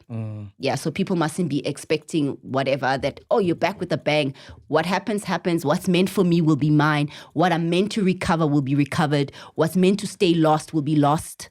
What's not meant for me will stay away from me because not every door that opens for a person is a good door for them. Not every opportunity is for you and is not good for you. So sometimes I'm being saved. My mental state is being preserved by me not being in certain rooms. So sometimes when people don't see me, it's also because my consciousness is very aware of that. And sometimes I decline if it's not working for me, you know, because I'm not going to do things just so that I'm rushing to say, oh, you understand? There's no pressure from me. So I want people to have that clear. Yeah, and for me, man. Yeah. Have you thought of doing those live Instagram sermons like Zizo Peta and Rorisang? Because you're giving a lot of that kind of energy, which is good. And the world needs it at this time. No, at the right time. I've been asked to do YouTube awakening videos, manifest. Yeah. When the time is right, you know, I don't force things. I allow the process because life is just, I don't want to do something because somebody else is doing it. Yeah, Me, I'm a leader. I've never looked back and said, oh, so-and-so is doing that. Okay, Nami. No. Me, I've always been channeled. I'm not going to be... But when the time is right. When the time is right, and also remember, what I have to offer is not the same as what another Shumaili offers. Yes. Yeah, so as far nje at all, and our life experiences are not the same because the value that I could impart on you is because of somebody who's been through things, and I'm talking of experiences in the spirit realm, in the physical realm, whereas maybe somebody else will tell you from what they read, or me, my life is my encyclopedia. I've lived everything that I'm speaking about and what I teach about and who I am. So I want everything to just relate to who I am. So it's not going to be because everyone is doing that whole prophetic reading. You know, I have a lot of incredible spiritual gifts. I'm not just going to jump the bandwagon. I'm not going to jump the bandwagon and be like a pastor or force things. You know, it's going to be right and it's going to be for NONHLE because I've always just been on my own lane. Your life is an encyclopedia and you speak volumes. I love it. Shout out. And for me, I just wanted to say, I mean, you know, we all laugh and joke on the show and stuff. Yeah. But it's episodes like today that make me really happy for the platform, you know, for someone like you to come. You've got power. For someone like you to come and tell their story, you know, and hopefully it might change another NONHLE who's coming, you know, that we might not know of. Yeah. Because imagine before you went to America, on the way there was a podcast like this of another NONHLE like telling you, like, you know what I mean? Learned. You would have lived in the moment when you were there, remember? You said, I never enjoyed. I didn't enjoy my life. I was miserable and a lot of press fans and everything used to put a lot of pressure. So I remember I would be shooting a season of All Access. Before I'm even enjoying that, I'm not even finished. I'm already thinking season 2. They're already like, okay, season 2, you're coming back. And now I have to come home and launch and I have to pray that the media likes this. They see the preview. And it's always like, my life was based on what other people thought. Yazi impilo ophila kanjalo ibhlungu. Yeah. You know, because my life is based on approval. And validation, It was so That's exhausting. No life, man. My soul was just tired. It was so tired. I was just done. I was like, I don't need this. Have it all. Take it. So when I lost the deals and I was fired, it was my blessing in disguise because I was done. I actually didn't want that pressure of being the face of this. It came with so much. I couldn't date. I couldn't do this. And it's your soul. You sign your soul away, you know. And what good is it for a man to gain the whole world and lose his soul? And I went through that. So when I speak about these things, I'm not just reading the Bible. I understand it because I've lived it. I've walked it. It's so crazy. The only time I enjoy the show is when I'm not on it. So like when someone's standing in, then I watch, I'm like, fuck, man, this show's dope, man. I get it. Why you know? But when you're in it, it's like you're stressing. Yes. It's gonna work. I don't like this. You're in it. You don't feel it. You don't feel it. So imagine my entire life was like that. That's crazy. My entire life was, and that's why I understand why you drink. Because you need that in that space because you are vibrating on validation from people and you need to, you know, get your mind balance. You know, yes. Why do you drink? Yeah, because I don't think it's that deep. Trust me. It's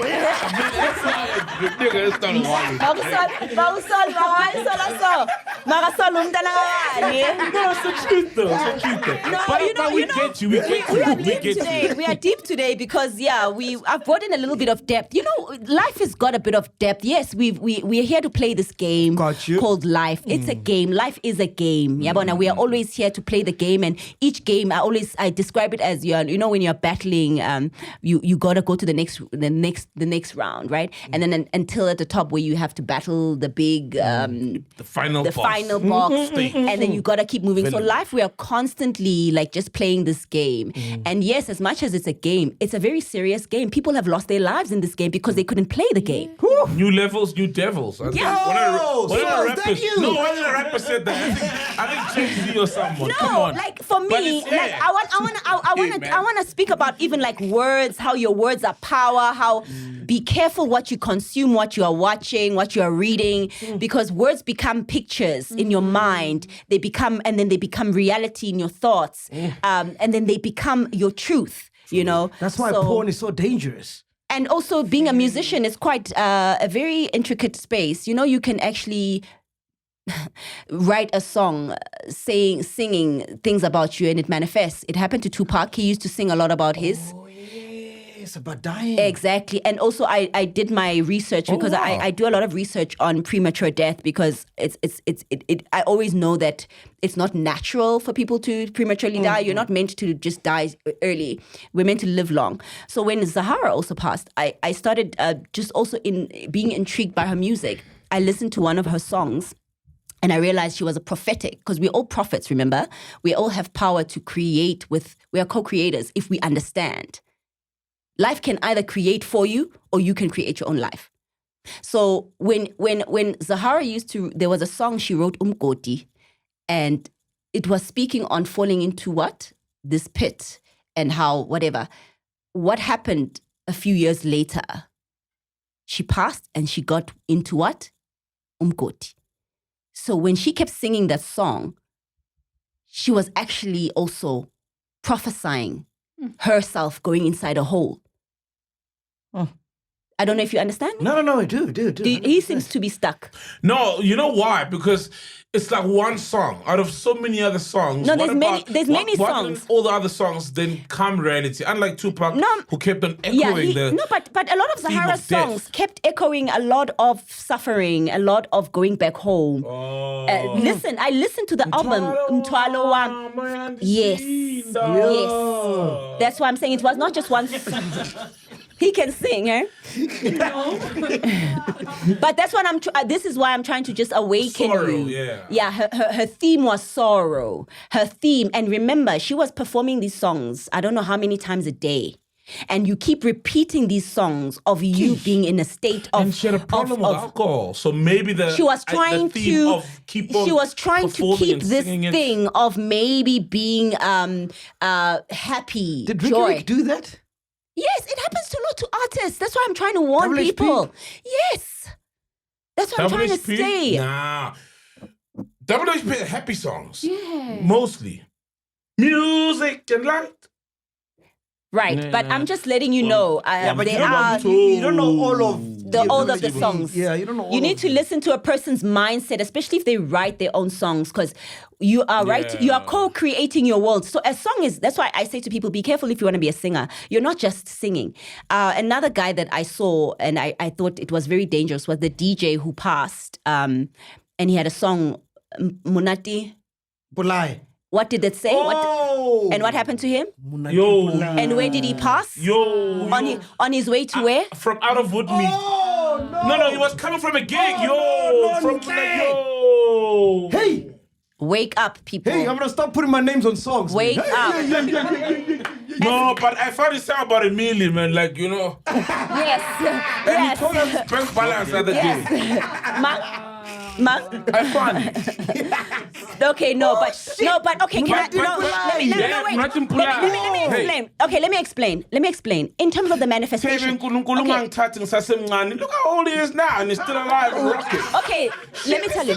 You're cooking. Yes.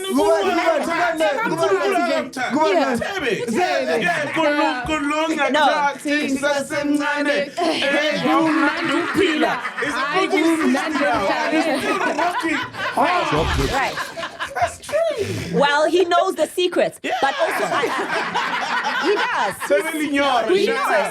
He knows. But also, I wanna explain why your negative manifestation sometimes surpasses the manifestation of the positive, because negative energy is stronger than positive.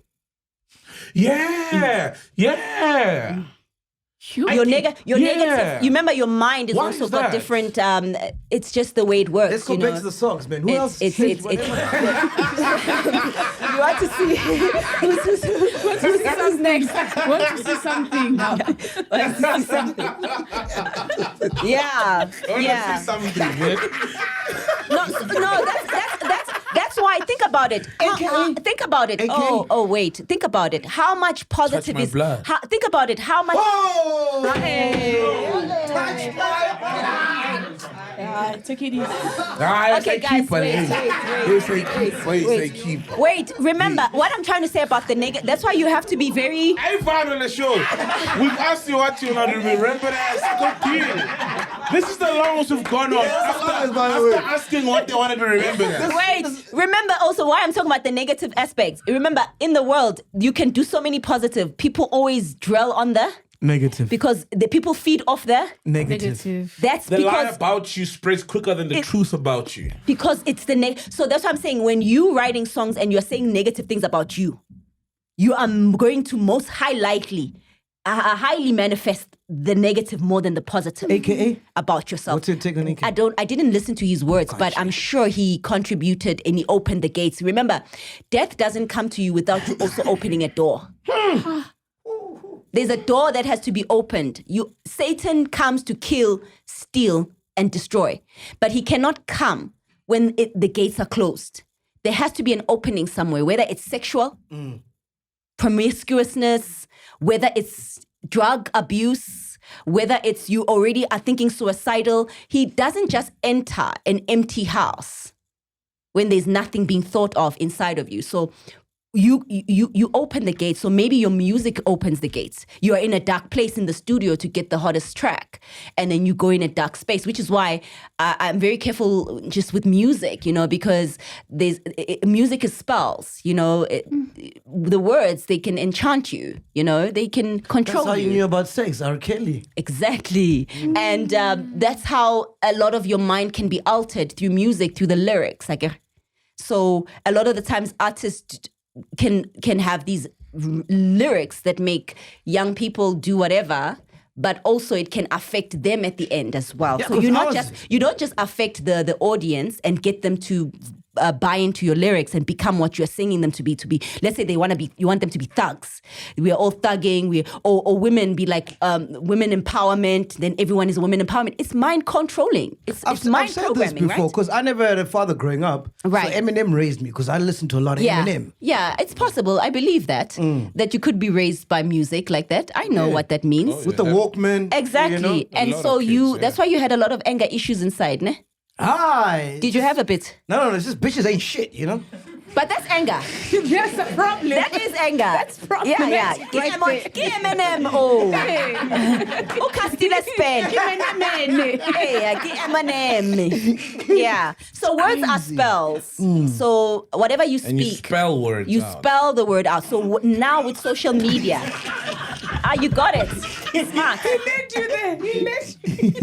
No, but it's the truth. They are spelled because the word spelling is about putting a word together. Spelling is Yes. about a word, and the reason why it goes back to that. Right. Oh, damn. Shit. I thought I was fucking around. Oh, wow. But that's the truth, and also remember, we are created in the image of God. God created this world by words. He said, "Let there be." He said words. The Bible says God spoke the word. So when He gave us mouths, animals don't speak. He gave humans the ability to create. So the chants that we hear, like your Mapiano songs, arukuchu, chukuchu, are these? Should it be a concern?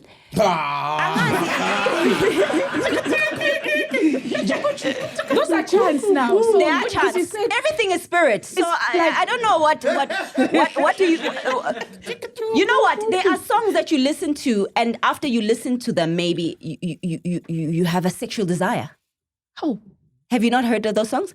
Have you not listened to a song and the next thing you feel like doing something that is out of your character because of those words, those chants, those things? So everything, it depends on what the song is saying. That's all I'm going to say. Just be alert. Am I making sense to you? Do you understand what I'm trying to say? No, about Hamba now after. Oh, so that's what they are doing, Vele. Oh, okay, I hear. Oh, I hear spirit. you. Off. Hi, boss. Uthi bahamba nabo after. Ahaza ma Do you know this is the longest podcast we've ever done ever? But How long is it? nothing with We non went 3 hours, 15 minutes. All right, come on. Yeah. You fine.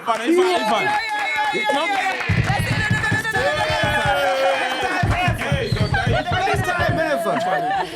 You swear we're paying you, bruh. Jesus, you funny. You funny. We'll think about it. You funny. Goes like anything. What's your opinion? One question. What's your opinion on Chris Brown now, and especially with him coming to South Africa? Not good, man. Not good. For real? Not good. Yeah, not good. I wouldn't advise now. Now that I know the things I know, and I know that it's all coming out. You know what's really the things that happen also with these people that we look up to, and the dark forces, and the infiltration of a lot of them here to Africa to leave some spirits. Is America Shouldn't we heavily... turn the other cheek though? Eh? Shouldn't we forgive and turn the other cheek, as you said earlier on? Forgive about what? What he has done? Oh, are we Chris talking Brown? about the Rihanna? Not just No. Just he's had a series of No, violence I'm not towards talking. women. But No. I'm not talking about that. I'm talking about his spirit. Oh, you're talking about I'm deeper than that. His spirit is not His good? spirit is not. No. I didn't say the spirit. Just. What is he in alignment with? What is he aligned with? And you've met him, by the way. When he was young, right? So I don't know what kind of alignment there is today for them. So for me, just be cautious when you guys are going to these concerts. Just be careful because you enter an agreement.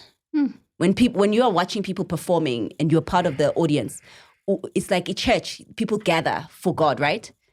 So when you're gathering there, you are gathering. You are part of whatever that's happening. So if there's anything happening. Hey, what do you think? What I think you bring alarmists. No. No, what I'm trying to say is just that right now, I wouldn't personally go to the concert knowing the things that I know for me. Yes, of course. Let's leave it there. Of course. Yeah. Not because of Rihanna for him, but because I don't know his alignment in the spiritual realm. Yeah. And I understand. I've heard one of his songs saying about how he has lost his soul. There is a song, Please Don't Judge Me. Yeah. Listen to the lyrics of that Please song. don't judge me. And watch the video of that song where he transcends, he ascends somewhere. So he's been... Remember when you're at the top, also you get recruited. Whoa. Did they Yeah. approach you? Yeah. I come from all of this stuff. That's why I speak about things I know. And I made it out alive because some people don't come out. So how did you get out of it? When they God, approached you? Jesus. No one approached me. But I was in the space where I was oblivious to what was really going on. Oof. And I was saved by the grace. So that shit exists, like the Illuminati and all that stuff. Do you want to study Here in South spiritual Africa things with even. me? Do you want to study with me? I'd love that, man. That's what I want to. That's what I'm here for. That's what I do because you need to be enlightened because people perish because of lack of knowledge. Because a little bit of spirituality, you just judge a person by the physique. Look at the spirit. The body is just the vessel carrying the spirit. What's the purpose of the spirit? We're rocking, Chief. Nonhle, do you feel like you've tapped into something that is just too much? It's too much. Nah. Are you feeling it? Yeah. It's a lot. Yeah. And I have to live with knowing the things I know. It's a lot for me. But I'm being guided to be able to understand and not be overwhelmed and to be able to comprehend it. And it protects me and I want to protect other people so that we don't fall into the hole. It's the same as when I tell somebody, I tell a child that say, don't touch the stove when I'm cooking, it's hot. I tell the child so that they don't touch the stove because the truth is that when I'm cooking and they touch the stove, they're going to burn. So I don't want them to burn. But if they don't want to listen, they will touch the stove and then they will burn and then they will learn the hard way. Do you think America is the devil's playground? I wouldn't wouldn't just say America alone. I think he's everywhere, and he's infiltrated so many different spaces, and he reaches people on the phone now. So he's not in a country. Oh yeah, it's not a GPS He's not thing, like, yeah. oh no, he's in Europe. No. He's on your phone, darling. He's there. He's everywhere. He's accessible. And if you don't see him, because he's also the deceiver, he disguises himself, so you won't even notice that you're now frolicking with him. You'll think, oh no, it's just Instagram, I'm just twerking. And you don't know that you've already entered the other agreement. Is there a sex tape of you out there? No. There's no sex tape, no? That's so awkward. No, man. Random. I'm sure somebody would have pulled it out. I'm sure. In your hard drive? From your hard drive? I know. Okay, Ghost Lady, I know why they ask the sex questions, because I'm giving too much truths. They just need to simmer down because the truths are too much. Yeah, you're gonna make us not want to go to concerts, listen to No, music. I just want you to be alert. Right? What I realize is... Like both 37 years. Do research. How many people pass on certain ages and We're they don't all get to 37 certain? now.